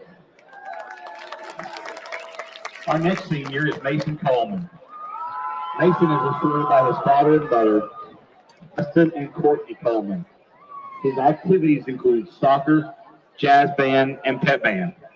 He is currently enrolled at Arkansas Blue Pig and become a music education major. His favorite memory is meeting our percussion section members and beating CJ's drumline at Mount Vernon. Let's hear it for Mason. Our next senior is Philip Dow. He is escorted by his parents, by his father and mother, Chang Dow and Trang Trong. His future plans are going into respiratory therapy. No plans on what school as of now. His favorite memory is the satisfaction of going to finals for the first time. Thank you, Philip. Our next senior is Grayson Davis, escorted by her mother and father, Brittany and Gary Davis. Her activities are band and debate. Her future plans are attending the University of Central Missouri, Go Mules, in the fall, and majoring in public relations and communications. Her favorite memory is making finals for the first time and the relief I felt. Thank you, Grayson. Our next senior is Quentin Dotson. He is being escorted by his mother, Jessica Whitlock, his grandfather, Jim Whitlock, and his grandmother, Ruth Whitlock. His activities include World Language Club, Jam Club, Jazz Band, Show Choir Band. He plans on going to Carthage for 2 years through the A+ program, and then plans to major in international business at Mizzou and play in their ensemble to help pay for tuition. His favorite memory is when the band made finals for the first time in years at CJ. The band's focus became impenetrable. He and the rest of his section lost it and screamed the whole way back to the bus. Let's hear it for Quentin. Our next senior is Sam Jasinski. Sam is being escorted by her mother, Jennifer Kulisevich, and her mother's girlfriend, Britt Cutler, as well as her sister, Mia Jasinski. Her activities include National Art Honor Society. Her future plans include she plans on attending MSU or KCAI, Kansas City Art Institute, to get a bachelor in fine arts and drawing and illustration. Her favorite memory is to walk back to the bus at Neewalla while shouting our fight song because we won best bar. Let's hear it for Sam. Our next senior is Emily Lawrence, being escorted by her mother, Sarah Post. Her activities include FCCLA. Her future plans are attending cosmetology school. Favorite memory is falling in junior high and making it a big joke, and now her freshman learned the backwards march. Let's hear it for Emily. Our next senior is Natalie Lloyd. She is escorted by her mom and stepdad, Brandon and Melanie Johnson, and her dad and stepmom, Kevin and Jamie Lloyd. Her activities include show choir and FCCLA. Her future plans are to major and pursue a career in social work. Her favorite memory is making finals for the first time. Let's hear it for Natalie. Our next senior is Jalen McGill, being escorted by her mother, Jackie Bass. Her activities include MSSU Talent Search. Her future plans are going to college and start my general studies. Her favorite memory is spending time at band camp with this year's color guard. Let's hear it for Jalen. Our next senior is Abel Richardson. He's being escorted by his father, Seth Richardson. His activities include jazz band, show choir band, in the drum line, foreign language club. His future plans are to attend Mizzou, join their marching band, and study music education. Favorite memory is making finals for the first time at CJ. Let's hear it for Abel. Our next senior is Ciara Torres, being escorted by her mom, Adriana Herrera, and her dad, Jesus Torres. Her activities include certified nursing assistant at Franklin Technology. Her future plans is she wants to go to the nursing program at Crowder College. Her favorite memory is going home late at night after games and competitions. Let's hear it for Ciara. Our next senior is Alfredo Diaz, escorted by his father Alfredo and his mother Anna. His future plans are to study and work hard to become a member of law enforcement. His favorite memory, every moment has been his favorite. Let's hear it for Alfredo. Our next senior is Olivia Williams, being escorted by her dad, Rick Williams, and her sister, Melody Williams. She plans to attend college for children's ministry. Her favorite memory is when we made finals my junior year and making amazing friends. Let's hear it for Olivia. Our next senior is Caitlin Young, being escorted by her mother, Leanne Young. Activities include band, indoor percussion, and cartoons club. She plans on either going to Missouri Southern or Missouri State for a degree in computer science and plan to become a software developer or programmer. Her favorite memory from band was making finals for the first time last year at Carl Junson's Marching Festival. Let's hear it for Caitlin.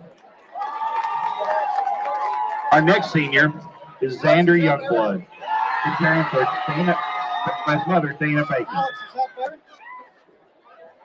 His activities include doing volunteer work with children through economic security. He likes to play jazz and listen to jazz and follow the ice cream legacy of my family. His future plans are undecided. His favorite memory is getting into finals was quite excellent and very hee ha ha. Really though, I've made so many friends in band and I've gotten to know so many of them. I'm glad I have spent these years getting to know all of them. Let's hear it for Xander.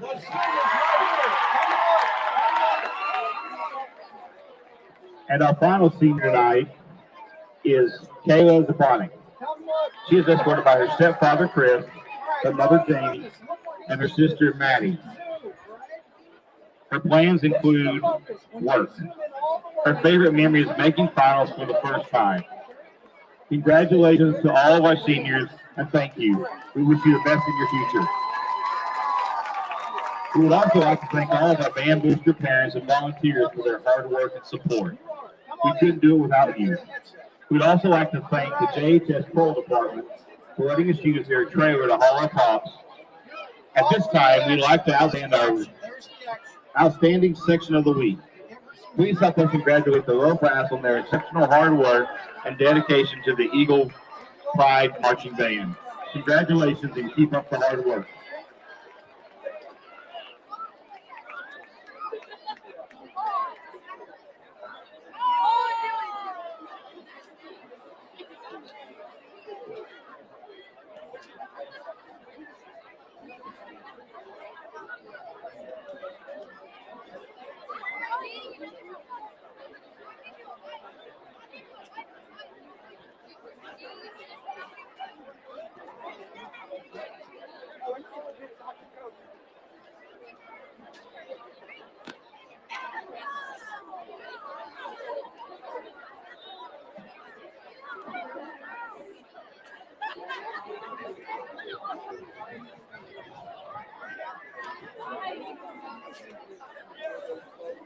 Drum majors, Jackson Shanks, Quentin Dotson, Abel Richardson, and Natalie Lloyd. Is your band ready?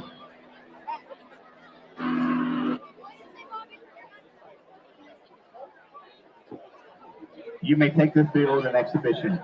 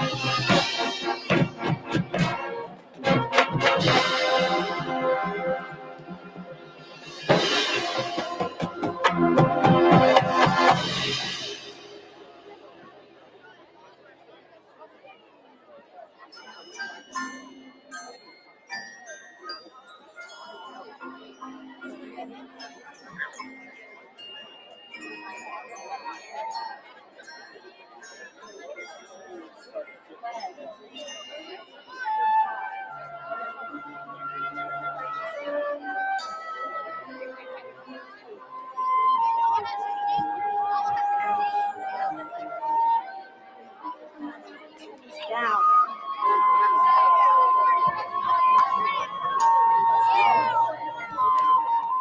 Well, I'm trying.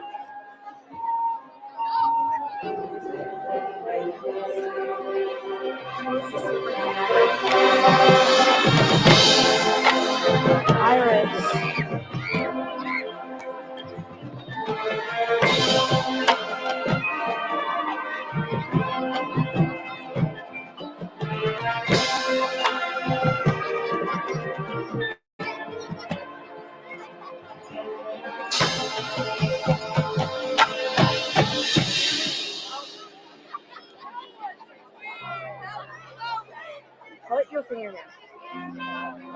That's the Irish.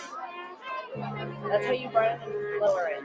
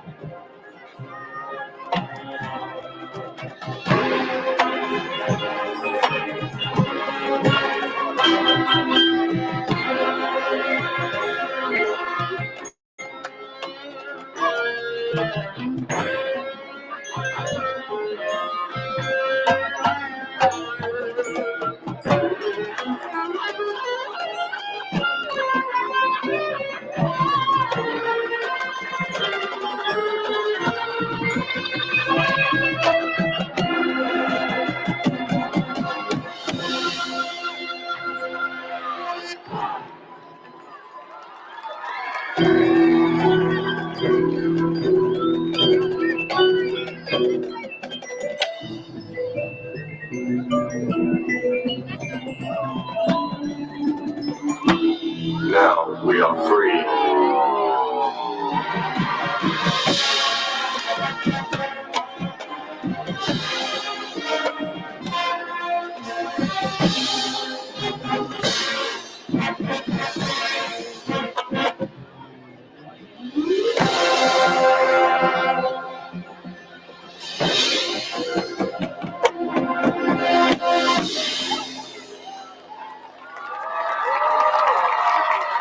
Let's hear it to your Eagle Pride marching band.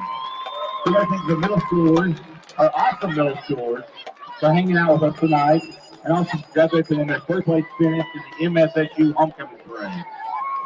The band has been to 3 contests already. Carl Junction, where they came to second in Class B, best in car in Class B, and advanced to finals in place 6. Mount Vernon placed in 5th in Class 5. Best music, best guard, best percussion, best drum majors, best visual, marching, and grand champions for the high score of the day. Placed 4th in Class C at Valhalla, best percussion class, advanced to finals, and placed 10th overall out of 23 bands. Please come out and support the band in the following competitions: the state championship at Battle High School in Columbia, October 21st, and the UCM Festival of Champions in Sedalia on October 28th. Thank you.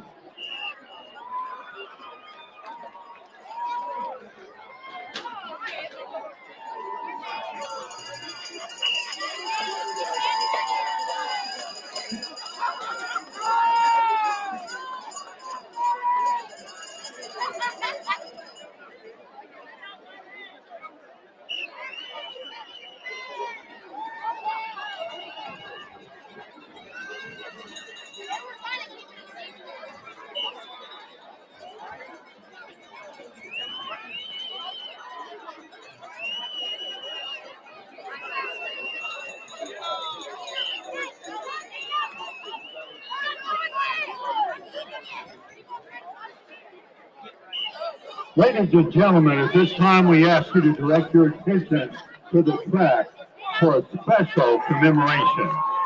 Joining us this evening are members of the 1983 Parkwood Bears State Championship football team. Under the guidance and leadership of legendary head coach Lee Combs, this team was able to accomplish the ultimate goal of our team: an undefeated state championship season, going 14-0. The championship season culminated with a dominant 35-7 victory over Union High School in the Class 4 state championship contest held at Busch Stadium in St. Louis. As the 1983 season began, the senior team members who were freshmen during the 1980 state championship season were determined to carve out their own legacy and storied history of Parkwood football. Renowned for their tough team first mentality, Parkwood was dominant throughout the regular season and route to the state playoffs, where they defeated Springfield Central 19-0 in the opening round. In their second playoff game, the Bears cruised to a 35-6 victory over Camdenton. In the semifinal contest, Parkwood faced their toughest game of the playoffs, shutting down O'Hara 8-0 to move on to the state championship. In the state championship, the Bears were dominant in all phases of the game, defeating Union and claiming the Class 4 state championship. Joplin Schools is proud to honor the legacy left by this incredible team and commemorate the 40-year anniversary of their accomplishment. Thank you to these team members for joining us this evening. Ladies and gentlemen, at this time, please give a round of applause for the 1983 Parkwood Bears State Championship football team.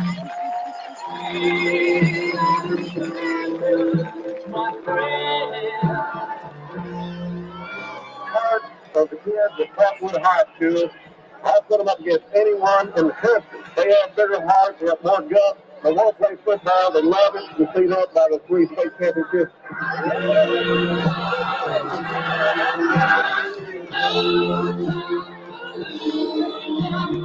We are the champions of the world. Your bags right now for this city next Saturday. You better believe they said take it to St. Louis deal, and I'm going to try that. We got it there.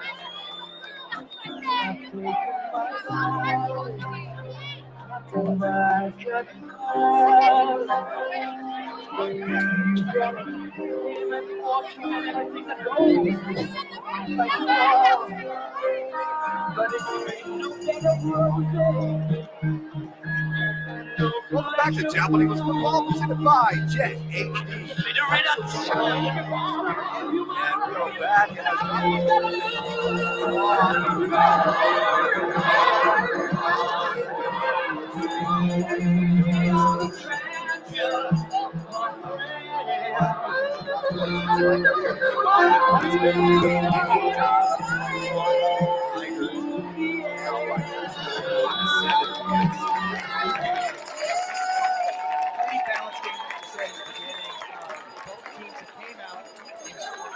King of the ball for Parkwood is going to throw. Release point pass. Back feet to Joplin, number 8. Cordell Washington. Very explosively.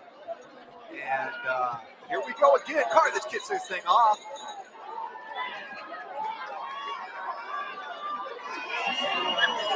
Cordell Washington has a big run here, and he's still going. And he's going to get an amazing play.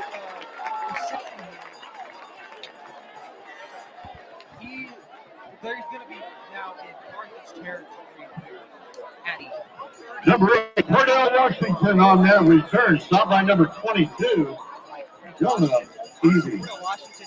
Referees marked at about the 39-yard line. First and 10 for the Eagles.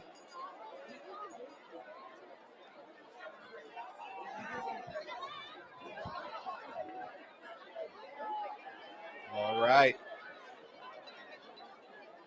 And Joplin, offensive, is back out here. Let's see what they can put together. First and 10. Ball spotted at the 39-yard line. Right to Quinn. And he's going to power through. Looks like he's going to be a little short, maybe. Just shy of the first down marker. Second and inches. Probably maybe second and 1 there. Number 87 is Corey Bader making the stop. At Joplin the coming 30-yard strong line, this brings first up second half. and Beautiful 1. run by Cordell Washington, setting them perfectly right here. in Carthage territory. Gooch takes a snap, handoff, Renfro. Renfro finds a hole and still running. Can he make it in the end zone? He will. Touchdown. Eagles win. Renfro with that touchdown.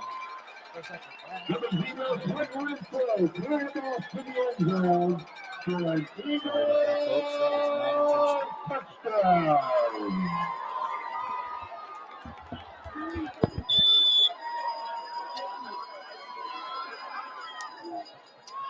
So it looks like Joplin. Toby Ibsen back up to kick.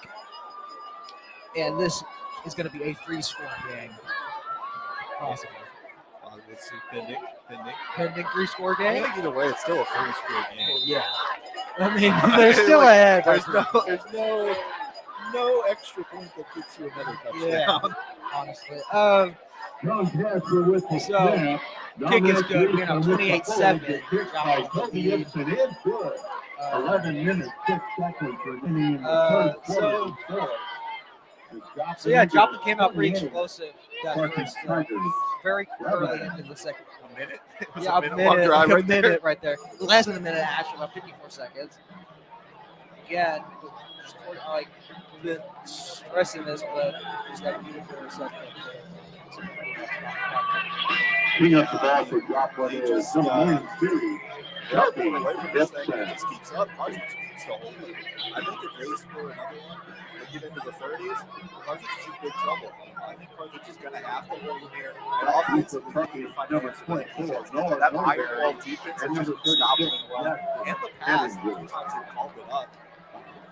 I'm just not really sure what to do here. And I think Joplin, they got one more after this, and I said that they're coming out with a purpose. They want to win these last 2 games that they have. And looks like what a hit, number 24. Looks like Toby absorbed that. Noah Norberg. Number 24. That hit. He just ran over it. Carry. I think the hit knocked him down. Number 92. Toby Ibsen making the stop. And it looks like Carthage is going to come out a little strong here, too, at the 37-yard line. Again, we're looking for the view the farthest away from Dewey Combs Athletic Complex here at Jung Field. So let us know, where are you viewing from? So far, we've heard some Japan, some New York, some mostly other stateside, nothing else overseas. So let us know what else you guys are. What else you guys are watching line. As Carthage looks here to run this thing. Number 6, that is Collins. Collins brought down there with a gain of about 3 yards. Brought down by number 88, Caillou McGee. Number 88, Caillou McGee making the stop. Ball been marked at the 39-yard line, 2nd and 8. Nice to see some junior varsity out in the field. Do you think if they keep pulling ahead that Jasper's going to put in JV in the 4th? I mean, he's been known to do that. If they pull too far ahead, he usually puts him in back and see what else he's got to work with for next year. And another run, another minimal gain of maybe 2. Number 10, Brady Collins on the carry. Number 34. They're not going to be third and for the stop. Brings up third down to 41-yard line. Joplin's iron wall defensive came back out. Section 36.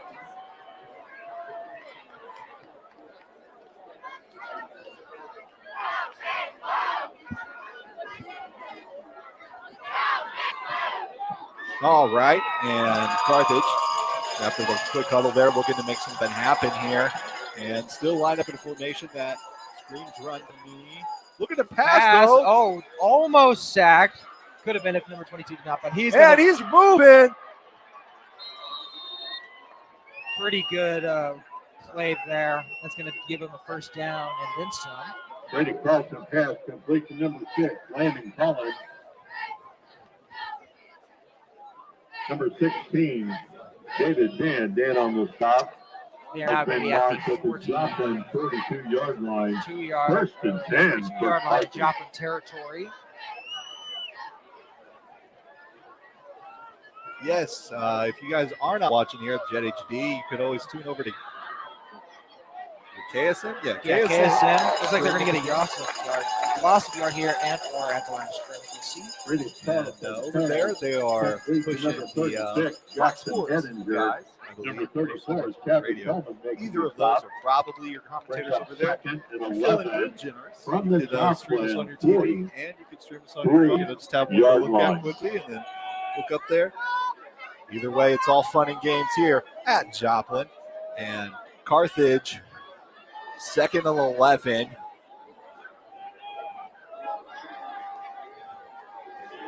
Second 11 ball to 43. Looking pass. He's going to kick off with it. Got holes to work with. Still moving. Man, both teams are not wasting time this Brady Carlson on the especially carry. Carthage, since they need to get some points back on the board and really bring this game back. And they're looking to do so David far. Mann, number 16, Made some making pretty the good stop. plays on their Referee's marking feet. the ball at the Joplin 32-yard line. Gets that first down there. Puts Man. for 32. They're in Joplin territory now, and they are looking to score.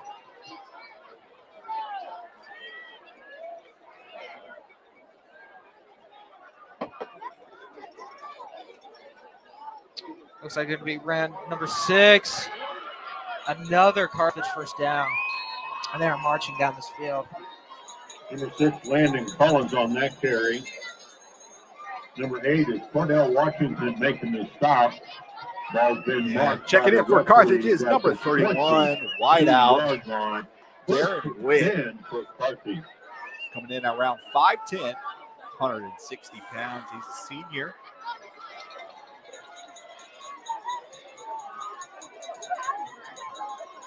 Carthage at the 22-yard line. Looks like their quarterback's going to run it.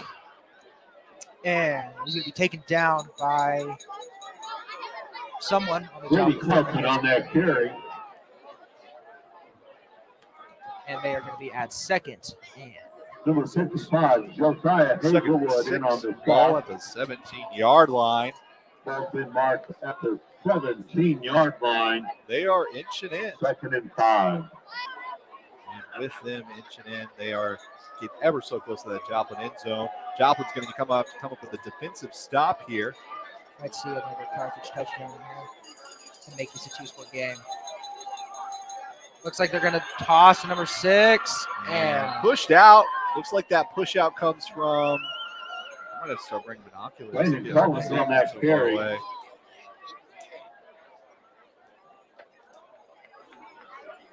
Forced out of bounds by number 88. First and goal. That stop was brought to you by number 16. Ball's been That marked is at the David 8-yard line. Lynn, 1st and goal. linebacker for Joplin.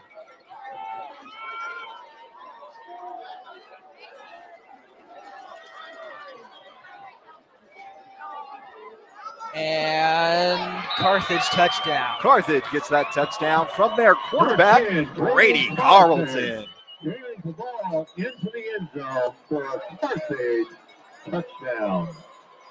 Yeah, shout out to the great crew here, especially Noah Newman here at Joplin, watching or coming to you with JETHD.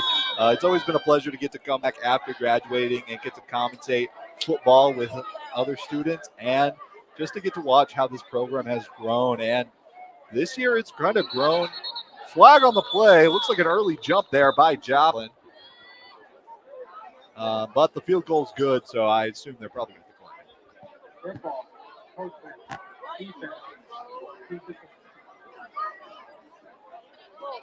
it. Looks like they're calling dead ball. Both teams made some mistakes, so just replaying this thing out. But yeah, like I was saying, this program's kind of grown outside of what it has been prior years. When I was back here in school, that kick is good. This is now a two-score game again. Brady Looks like both Carlson teams with are the- coming out pretty explosive this second Win half. pass with the kick, Let's which see what is Joplin good. offense can do once they come back out on this field. 6 minutes, Yeah, 35 seconds trying to finish my remaining thought in the from earlier. third quarter. The JETHD score. has really grown The since I've been in high school. Eagles, It was 28. just when I was in high Tigers, school, I wasn't even in 14. JETHD. I was actually an audio kid who just got lucky enough to get himself called upon. But I want to say that this program's grown. We've got 33 plus kids here tonight, and definitely I think we're over 60 in the program in general. Yeah, way more than we had last year. When I was in TV Productions last year, there was like 6 kids in my first hour. So, and now there's like 2. There's so many that they have partner ups. This year they have final. Back Yeah, down to these Joplin, guys, number 2, Devin keep that love coming. If you've got got a kid who's interested in production work at all, going out to intern production for freshman year, and you keep broadcasting after your sophomore year, definitely send them over to JETHD. Mr. Smith and Mr. Douglas take good care of them. Anyways, back to football. Carthage, after getting that score and the point after it's in, they are 14, Joplin's 28. Still got a ways to And they missed the kick. go. What happens here? I don't think I've ever seen this. I've never seen this before either, actually. Like in any form of football. And looks like Joplin just takes over? Yeah, it looks like Joplin's going to get a pretty good start. Bring them right back to where Cordell Washington brought him. I'm honestly, and I'm not discrediting, like sometimes things like this, it's cold, and it being cold has a lot to affect when it comes to footballs, when it comes to playing, especially because for most of the Friday nights that they played football, it's been pretty warm out. So big change here, but I've never seen that, so I never knew what protocol was, but now we know that miss a kick, and Joplin just starts out where the kick landed. It's about a yard right in front. So Joplin pretty good, I'd say pretty good starting position. For sure, they're already in crutch territory. Gets a snap, hand right off. to Renfro. And He's got a hole already. Renfro, literally the same. Zone. And touchdown. This is 3. That is again. That is his 3rd touchdown of the night. And it's a 3-score game with Renfro having a beautiful night. I think it's his 3rd because Hobbs had the first one. Did he get that last? Did he get that last one? Yeah. Okay. Yeah, that pretty much the same thing that happened Joplin's first play of this half. Joplin gets it to about 40, and they just run it straight in 2 plays. And Toby, and it's good. And that's going to put another 3-score game. Joplin up big again. Snap by John Jasper. The hole by Dominic Wiesman. After that big play, I mean, Joplin's just showing why they should still be contenders. I mean, they are obviously going to go to the playoffs still. All teams get a chance at that shot. But they're showing why they should at least be in conversation. I mean, some of their games might have said otherwise, but hey, they're saying tonight, like, hey, we are still the boys, and we're here to win. And Quinn's just showing off why he is playing at the caliber he's playing and why he was called to the college level. I mean, it's hard. Football, there are a lot of football players out there. It's hard to make it past high school. It's even harder to make it past college. Quinn's showing why he can at least make that first step. Yeah, and I've been really impressed by Joplin today. I mean, they have not slowed down at all tonight. They've just been 100%. Definitely. And coming into this game, we both were saying that, after that really good first quarter, we had to see more if we knew that they were going to be for real tonight. And they definitely have been doing that. They've been playing like crazy and continuing to do well. That kick by Ibsen gonna be grabbed, and Carthage not starting in ideal position and around the 18-yard line to start things off. Looks like Carthage is beginning to slow down just a tiny bit, but new drive. Let's see if they can recover from that last one. Yeah, and I mean, offensively, they got that touchdown, and they're going to look to add on that.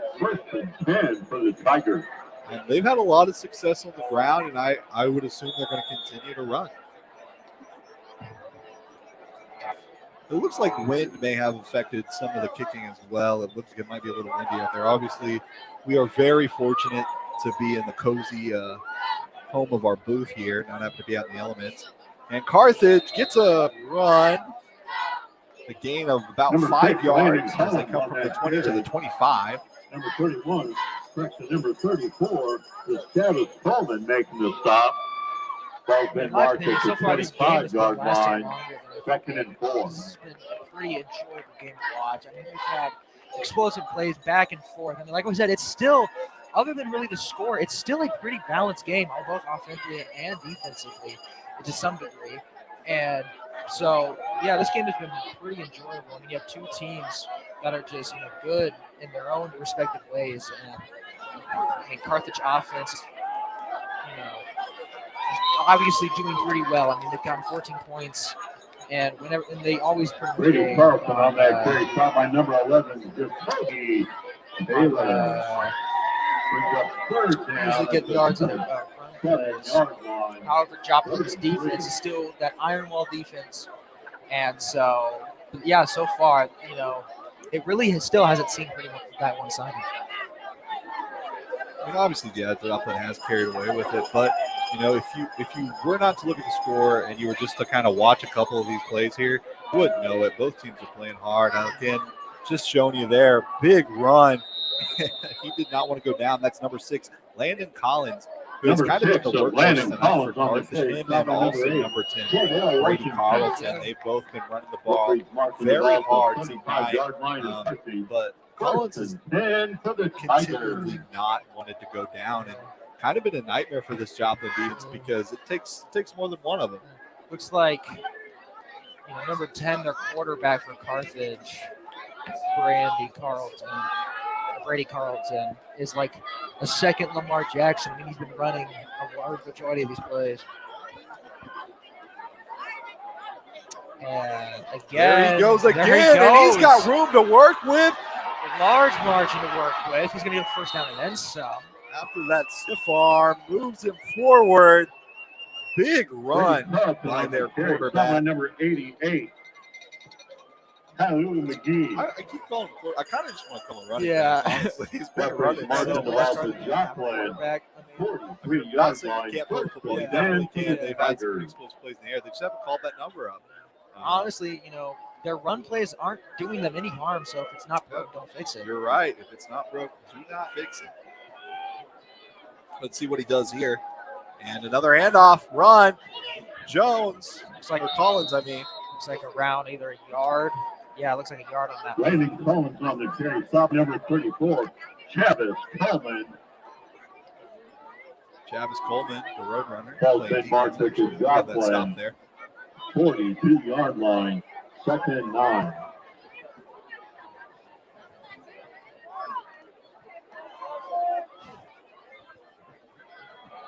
Joplin and Carthage lining up. Looks like Carthage is going to throw. Actually, nope. They're going to take it right back to the ground here with number 10, with our quarterback.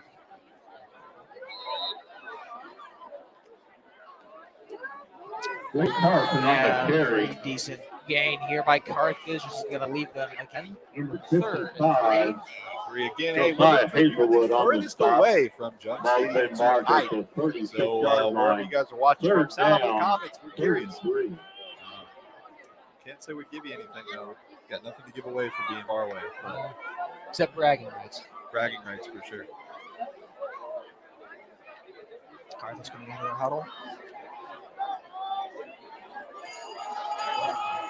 Carthage seems to be good at time management. They always leave at least 1 second to spend. And it looks like they're going to throw here. And pretty deep. Oh, just drops it there. Pass was intended for number 8, Langston Morgan. And that pass was broken up by number 2, Davin Thomas, and number 8, Cordell Washington. 4th down, 4th and 3. The ball remains at the 3. And looks like Carthage is going to go for it. And it's about that time we ask, what's the score predictions, chat? We want to know, what do you guys think we're going to be the ending score here? Right now it's 35 Joplin, 14 Carthage. Does Carthage make a comeback, or does Joplin make this a harder game to win? Let us know in the comments what you guys think the end of the score is going to look like. As we go for another toss-up, number 6. Looks like just short of the first down.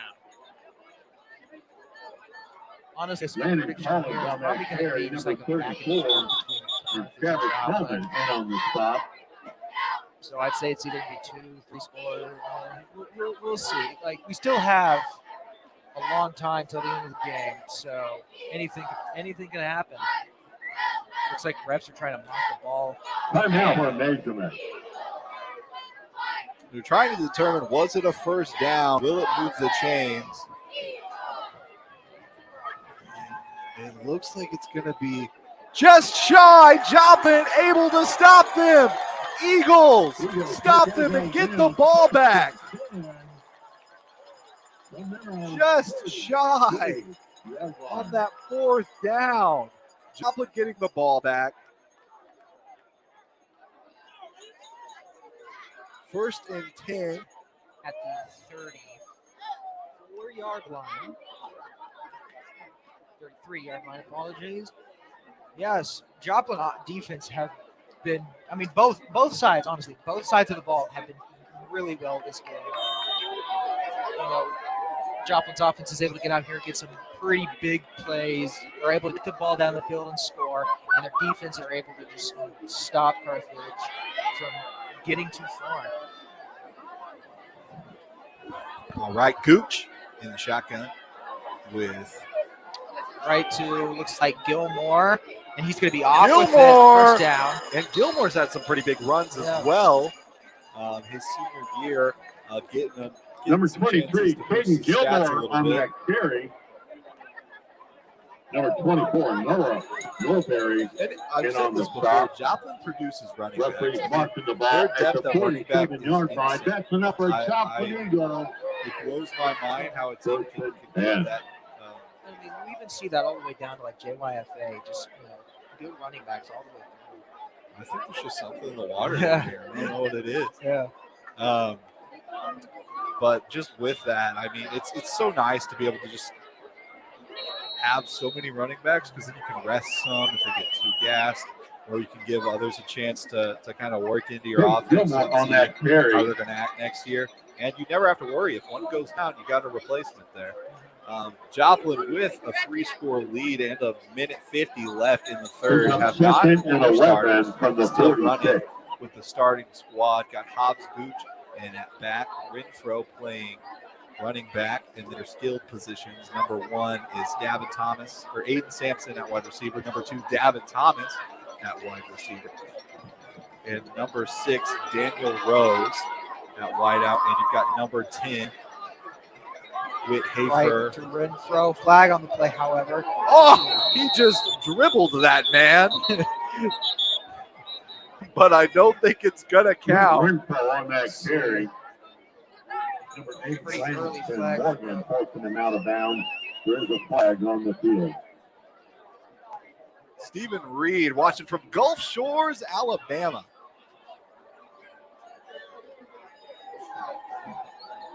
Brad Douglas says hi, by the way, in case you wanted me to make sure you knew that. He misses you a lot. Looks like they are going to drop. Is going to be set back quite a bit. And, Don't know what the call there was, but not too sure. obviously, Joplin Well, they brought it to the 36-yard line. Second down. Man never thinks their team should get Second it. and 21. Honestly, not that many flags have been thrown in this game as we've seen in others. Yeah, this is true. I think Joplin's definitely got more discipline. They were getting a lot of flags in previous games, and that's really what did them in. And I think just showing what they can do without losing a lot of yards is a big deal for them as Renfro takes off again. It gets them back. It looks like at least a 10 or 8-yard line. Renfro on the Gets carry. to the Stop line number 48-yard 81. line. Not 10 or 8 yards. Carson So back to the Logan. 10 or 8. I was curious if you were watching another Brings game. up third down. Did- I just tuned in to, like- Third and 9. I met like 10. So it's going to be 3rd and 9. Would not be surprised if they go to the air. I'd like to see them involve Whit Hafer a little more. He's the D1 commit to Mizzou, tight end. He's been doing a lot of blocking today. It would just be nice to see some catches. Yeah, and that's what I said before. Is like Gonna throw it, airs it. He got And it. right They to called Whit it Hafer. Whit Hafer. And I think he's gonna be just shy of about a yard. Whit Hafer. call it Pass to position At number this point. 10. All right. Whit Hafer. They're gonna air it out to the end zone. That's what I. yeah. Number 8, I don't Langston know. Morgan making the stop. That was pretty funny. There's Actually. a fourth and Speaking, one. what I was speaking of is from the little I know, from the stuff that I've observed when playing last year, is that when it comes to Joplin's doctrine per se. You know, they usually use their tight end more as an extra lineman than they do a wide receiver, like you see in the NFL. I think that's definitely good, especially when you are running the ball as much as you are. That's a good thing to have. Timeout, Joplin, as the play clock was down to less than a second. Just barely avoiding a. I just lost the words for that play call. Turned off. My brain just shut down for a second. Delay of game. Sorry, folks. Avoiding a delay of game. Looks like offensive coordinator is telling him what's up.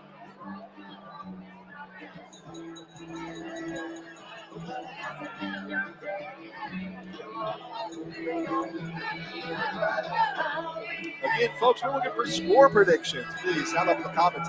What do you think the end score is going to be? Carthage is down right now by 3. It's 14-35. Will they make a comeback? Will Joplin pull more ahead? Will it go into overtime? These are all the things I want to know what you guys think. So let me know. Back out here.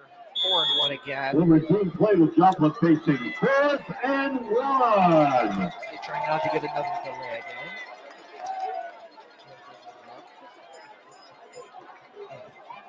Looks like it's going to be handed off to Winfro, and he's going to get first down. And then Winfro making some room to run, gets it to the 30-yard line.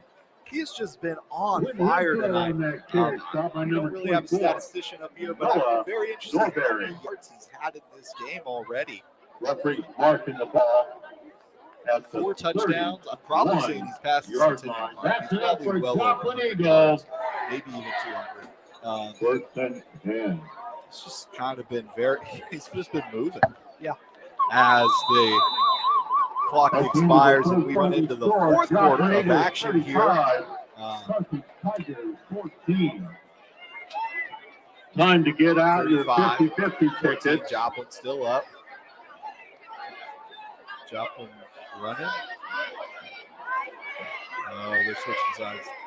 Just kind of curious what's going on there.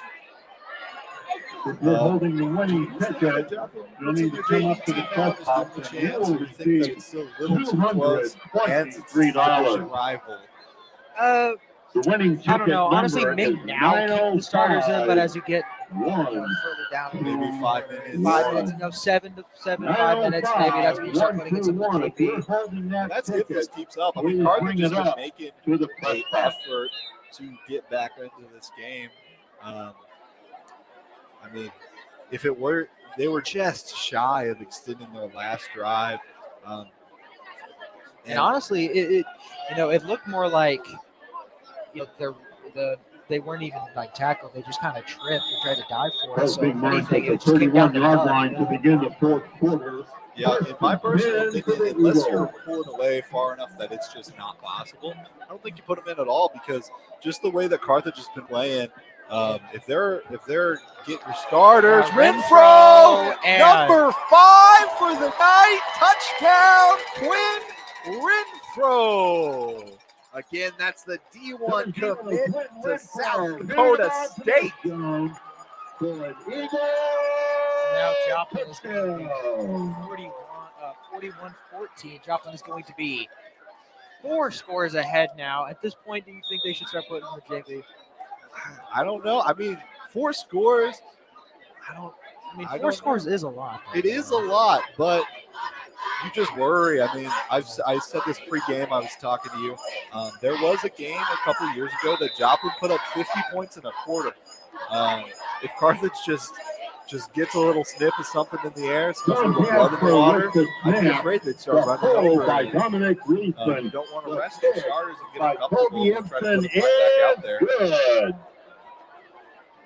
11 minutes, 49 I think seconds if Joplin gets one remaining more in the touchdown, 4th makes it quarter to 5 score. The Joplin Eagles 42. starters there.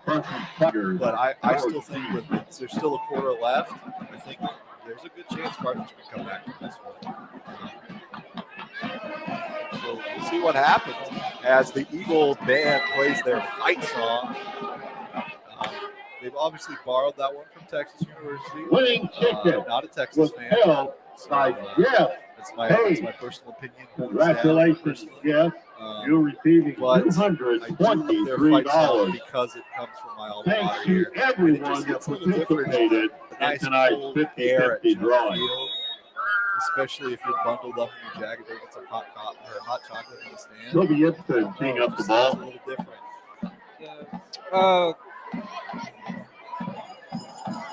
Honestly, this is a little bit of a deja vu because last year, when we played Carthage, it was also freezing. I mean, it was like a little unbearable cold. So we haven't had a freeze-out game Number yet 36 here. is Usually those Jackson happen Pettinger, later in the stopped by playoffs. number 22. But I love me a good Jonathan freeze-out game. I remember a couple Williams. years ago, there was one where in the student section, Turkey, there were physical gaps in it because we all kind of bundled From there together on, to stay warm. 19 yard line. yeah. So last year we had a little game that me and my co-host last year played, where we would pick some random topic of the day just to talk about. Especially we kind of got started later into some games as Carthage goes to run this thing. It's a couple yards there, but I'm gonna turn it to you, and I will turn it to chat too if they want to ask. What's the best Landon restaurant? Collins on the carry, stopped by number 22, Jonathan Williams. Like if I'm a Carthage fan, I'm coming down tonight. Where am I eating after? Ball's been marked at the 22-yard line. Second and 7. All right. Man, that's a hard one because I like. But so I'm gonna break this up into two different.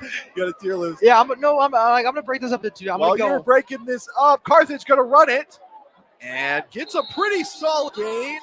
Or maybe I don't know. There's about 3 people. Number 10, Brady Carlson on the carry, stopped by number 34. Anyway, as they spot the ball, I'm Seven. gonna break this into two different categories: fast food Referee and marking then the sit down ball for restaurants. So 26 fast yard food, line. 100%. My top is Taco Bell. 33. Okay. Taco Bell 100%. And for a sit down restaurant, I would say I haven't been in a hot minute, but I would say probably. Man, this is I don't know. I'm pretty picky about my favorites, especially with food. But it looks like Carlton gets another run. just shy of Ooh, a first down. they might have to spot this one again. Number 10, Brady No, they're going to Carlson, give it to stopped him. by number First 22, down. Jonathan Williams. Referee marking the ball to the 29-yard line. That's enough for a Carthage first down. I think they did get the first down, but sometimes get close to the refs aren't as harsh as they would be when it's a closer game. But I do believe they actually got that first down. Again, you got it. It's tip of the football. Sometimes tip of the football is really hard to spot. But You're going to be thinking this while as they pitch it off. Big run, or not really a big run, but a big hit there. I mean, they did get a couple yards. Landon Collins, stopped by number 34, Travis Coleman. Ball's been marked at the 32-yard line. Second down, 2nd and 7. I just came to mind. This isn't really a quote-unquote sit-down restaurant, but another really good restaurant, former food truck that anybody who lives in Joplin or visits Joplin should try out is Bacon Me Crazy. They have some pretty good food there, and one of my favorite foods is chili cheese fries. Or cheese fries in general, and Bacon Me Crazy has some really good ones, especially because they use cheese sauce. Run, tackled in the backfield. Joplin gonna sit him back. Jackson Henninger on that carry. Looks like they're just gonna send him back to 3rd and 10. Stop made by number 24. Yeah, Gavin. I've had bacon. Yeah. I only had Bacon Me Crazy once, but it was very good when I had it. I've had it a couple times because it is kind of expensive. I mean, honestly, it kind of deserves it. So fast food for me. I'm a big fan of Chick-fil-A, though I eat at Taco Bell a lot more than I eat at Chick-fil-A. And I actually live in Webb City, so I still frequent Joplin a lot because I work in Joplin. And another, looks like they're going to throw it. And just interception! Pick! Number 2, Davin Thomas. And will that be a pick six? He's making his way. Pick six, Joplin. Joplin with a pick six. What a play. Wow. Joplin pulled ahead. They are 5 scores ahead now. Joplin showed up tonight. 48-14, pending a PAT to make it 49. And Joplin is not going to be ahead. 5 scores. 5 touchdowns. Now do you think they start bringing out JV? I might now, honestly. Yeah. I might rest my starters now. Yeah, 8 minutes left, 48-14, 5 touchdowns ahead. Now And 49. 49-14. Dominic Reisman with the snap. Catching with the hole. This is the most Joplin score this week. Snap. Sure. The kick by Cody Gibson is good. 8 minutes, 7 seconds remaining in the fourth quarter of the score. The Joplin Yeah, Joplin definitely. 9. I would not be surprised. Tigers if it's 14. I should be able to pick out their JV. So Former JV player. Yeah. Last highest score they had was last week, 37-13. So obviously, ahead by 10. That's fun. Say 10 plus. Joplin team is I'll be upset again. He has the ball for Joplin is number 92, Toby Epson. So I said Chick-fil-A favorite fast food. So my favorite sit-in in Joplin used to be Carmine's, the pizza place downtown, but they closed recently. Very sad about that. So small business-wise, I haven't really picked one out. I like going to Joplin Cafe a lot. Run through there, pulled down by his jersey. No flag on the play, though. Here's a sit-down restaurant I just thought of. It's not Number in Joplin, it's in 25, Web Noah City, but it's Norberry. yeah, it's in Web City. It's a Mexican place. You can't tell I really like Mexican food, but it's a Mexican place. I think I forgot the name of it, but they have this one item called the California burrito, which has beans, meat, cheese, and French fries in it. And Oh, yeah. it's really, it's also a buffet too, so like a buffet. So, but yeah, it's really good, and it's like I said, I think it's on the same road that Culver's is on. But I forgot the name of it sadly.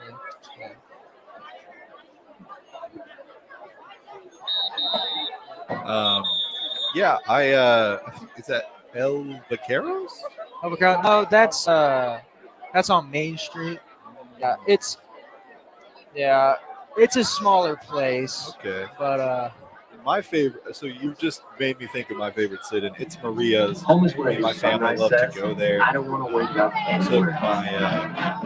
took some very close friends of mine there for their birthdays. For their birthday a couple months ago. So.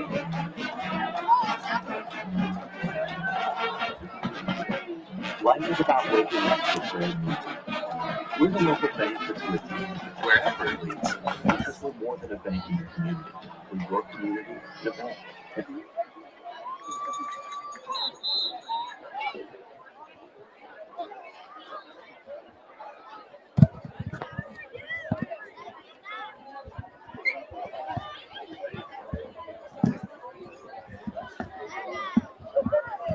But yeah, hey, we're asking chat though, favorite restaurants in Joplin. I want to know. This was a fun game we got to play last year. I love interacting with the crowd. It's a good time. So please let us know either the score predictions. all right, so it looks like we have 2 JV players, number 8 And 24 making a run and shoved down pretty hard. Anyway, what I was saying, looks like we have 2 JV players out there right now. Noah Norberry. Stop by number 3 JoJo 22, Ballard. Jonathan Williams. 88. Referee's marking Number the ball 88, for 34-yard line. First and 10 for Carthage.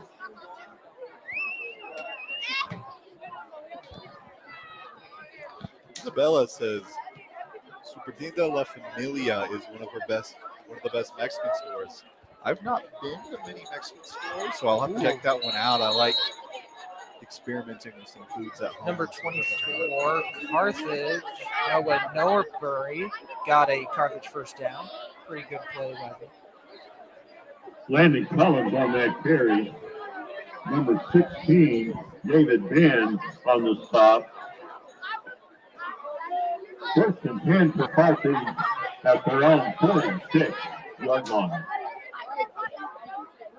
Looks like Carthage looks like they're in nearing Joplin, and they're going to run with number 24 again, and almost a first down here. It looks like he's going to be shy about a couple yards. Number 24, Noah Norbury For a second. on that carry. Number 88, it's Caillou McGee making the stop. And it's been working out for him really well. Both For the plays so second far, down he's at ran. the 47-yard He's gotten line. Second and 3. Yeah, man, my words are just not coming out today. I think we both got a case of the forgetting words. Pretty good gain there. And looks like it's number 6 is back out, and they are going to get a Carthage first down. Renee Miller says she loves Landon Casa Collins on the carry. Montez. That's her favorite Mexican restaurant in Joplin. Gavin Smith in on the stop. Ball's been marked at the 43-yard line. First and 10 for Carthage. And Joplin I think this is a win, a much-needed win. They come up against a division rival by this much. It's been good. He fakes it, but he goes and airs it out. And almost intercepted. Almost intercepted. Ball was intended for number 8, Langston Morgan. Almost intercepted by number 32. Freddie Carlton pass broken up by number Sardo 32. Martinez, Ready to Rafael Martinez. I believe. Ball's been marked at the 43-yard line. Second and 10. Do not quote me on that. Rex says that Summit Eat Soul Food Restaurant on 7th Street recently opened. Great food, good prices. I'm going to have to start writing these down. I got places I need to check out soon. Yeah, real quick. Actually, hold on. Looks okay. Anyway, La Familia. Speaking about La Familia, I've heard, especially my dad has said that we need to go there. That he's heard from pretty much everybody he knows that La Familia is one of the best, not if the best Mexican La place. Familia? Yeah. I love La Familia. 36-yard line. It's Third down. Ornogo. Third and 3. My youth pastor actually, he lives kind of out there, and we go out there and eat sometimes with his family, and it's always a good time. I love their food, love their people. Oh, And they keep running. Number 10, will he make it to the end zone? Not quite. Big run by their quarterback, and I bet he's probably over the centennial mark too, with 100+ yards rushing. Number 36. But yeah, La Familia, great people. Carthage looking a little dangerous here. They're trying to Question, that's number 38. a more reasonable score. I don't. It would take quite a miracle for me to see 5 scores in 3 minutes. 13-yard line. yeah.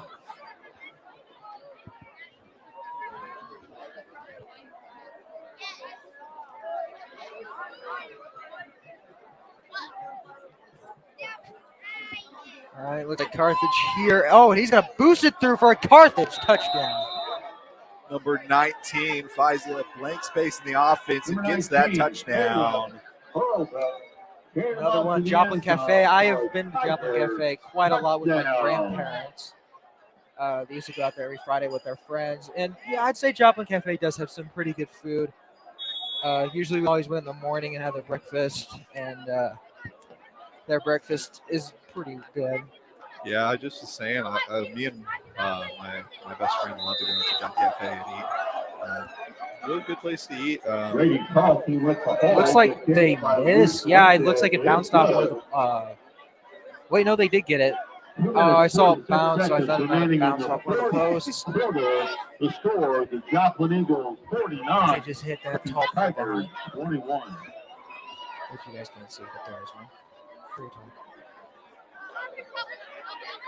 Yeah, and I bet Carthage is very lucky to have Brady Carlton because he's only a sophomore, and with just how much he's playing, especially in the ground game. And he can air it out a little bit too when he wants to. I mean, I know tonight doesn't look great for his air game with 2 interceptions. But on the ground, he's been amazing. And he's got 1 more year left. So he can still hone his craft and be a dual threat quarterback next year. And I think if they figure that out for sure, they're definitely contenders for state championships. No questions. Carthage about to kick this back to Joplin. See if Joplin can make this another 5-score lead. Nathan Strickland's like Wise Guys for their Italian food. I like some Italian. I've never been to Wise Guys. We'll have to make this on there too. I've started a list. Honestly, there isn't really that many Italian places. At least homegrown. Yeah, homegrown. I will shout out Pittsburgh real quick because they have an Italian restaurant. Number 6 makes a breakthrough, gets it past the 40. That was number 6, Daniel Rose. Looks like Daniel came back. Daniel, the quarterback, came back on special teams to make a run. Anyway, like I was saying, there is a number 36 small local Jackson Italian place in Pittsburgh. Again, forgot the name, which sorry because I would 100% recommend this to you guys. It's in Pittsburgh, Kansas, and it is really good Italian food. I've been there a couple times, and it's really good. Another Italian place out in Springfield is called Joe's Italian Restaurant, and my family says it's probably the best Italian they've ever eaten, and it is really good. Just saw a glimpse of Nick Reed, who was just inducted into the KU Hall of Fame for his football career there. Did you know that not only did he lead the Big 12 in tackles and broke some records in the Big 12, but Nick Reed also played he was signed by the Kansas City Chiefs. He didn't play there, but he was also on the European stint of the NFL. I did not know Fun fact about Nick Reed next time you see him. These are things I did not know until I tuned into the KU game, and I was like, huh, he's at my school. Yeah. Anyway, Torrin Jones ran that last play. Looks like he did get tackled behind the last scrimmage. It looks like they did go ahead and put in the backups here. But the Roadrunner, this is our first glimpse of the Roadrunner this game, and he has it again. And number 5 at quarterback, that's Dominic Leesman. Torrin Jones stopped by number 8, Langston Morgan. And there's the student section. I can't hear them, but by the flashlights, and it looks like I believe they're probably saying goodbye. And now I hear it. But we want to say, hey, thank you, Nathan, for your kind words. We do appreciate that. But as I was saying, Daniel Rose backed up Hopscooch previously when he was out. But looks like they put in Leesman today, and it looks like they're just going to try to run out this clock.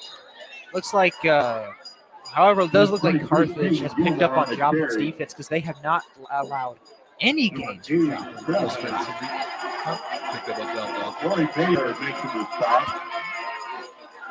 Or they're playing like Joplin. Okay, I see what you're saying now. Yeah. Looks like Joplin's probably just going to punt or just try to eat out this clock as much as they can. They got 12 seconds left, 10 seconds left on the game clock.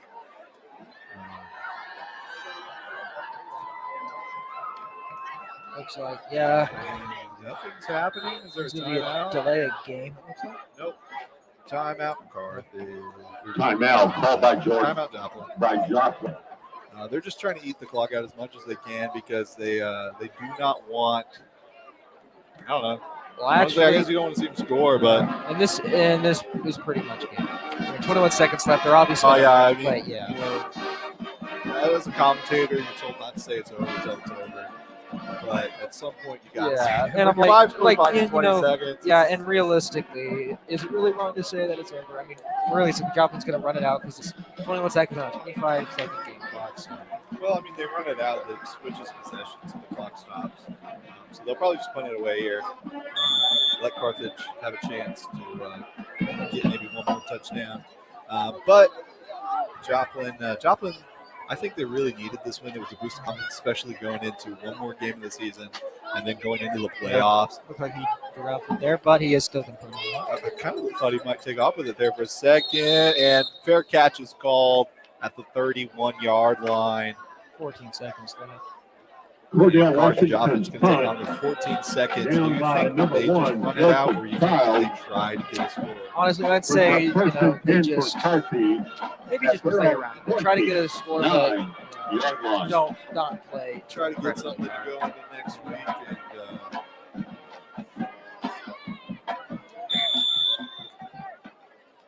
And they're going to be at the 29-yard line, which has been a trend for Carthage. They have been around the 30-yard line pretty much the whole game.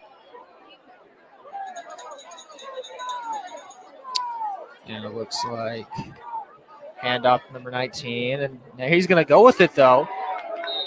Carthage has also, we've seen some pretty good running backs, including the quarterback from Carthage. Number 19. 8 seconds left in the game. Carey, stop by number 37, Brandon 8 Jackson seconds Jr. left here. And number 25, Dylan Houston. They went Referees marking the ball to 40-yard line. 8 seconds. First and So there's 10. this thing that happens at basketball, and I say it every year when it happens, that they start calling like intentional fouls towards the end, especially when it's like way over. And it always kind of irritates me because it's like nothing's going to happen. You're just giving the team one point. I kind of feel this way when you have such a deficit in football and you're still kind of calling timeout. I think this was a flag, but Following the penalty, it's going to be a ball's been set at the Joplin 45-yard line. They do that. Looks like they are just going to run the clock. That's going to be game. And Joplin going to take a victory 49-21 against a Carthage team. Joplin moves on to be 5-3 as next week they go and play the they go and play the Neosho Wildcats at Neosho. And so after we go and do that, we'll be talking playoffs. I'm not sure, honestly, if you're going to see us again. This is the last regular season game. Depending on the play record, depending if they come back here and play. But if this is the last time, it's been fun. It's been a good time.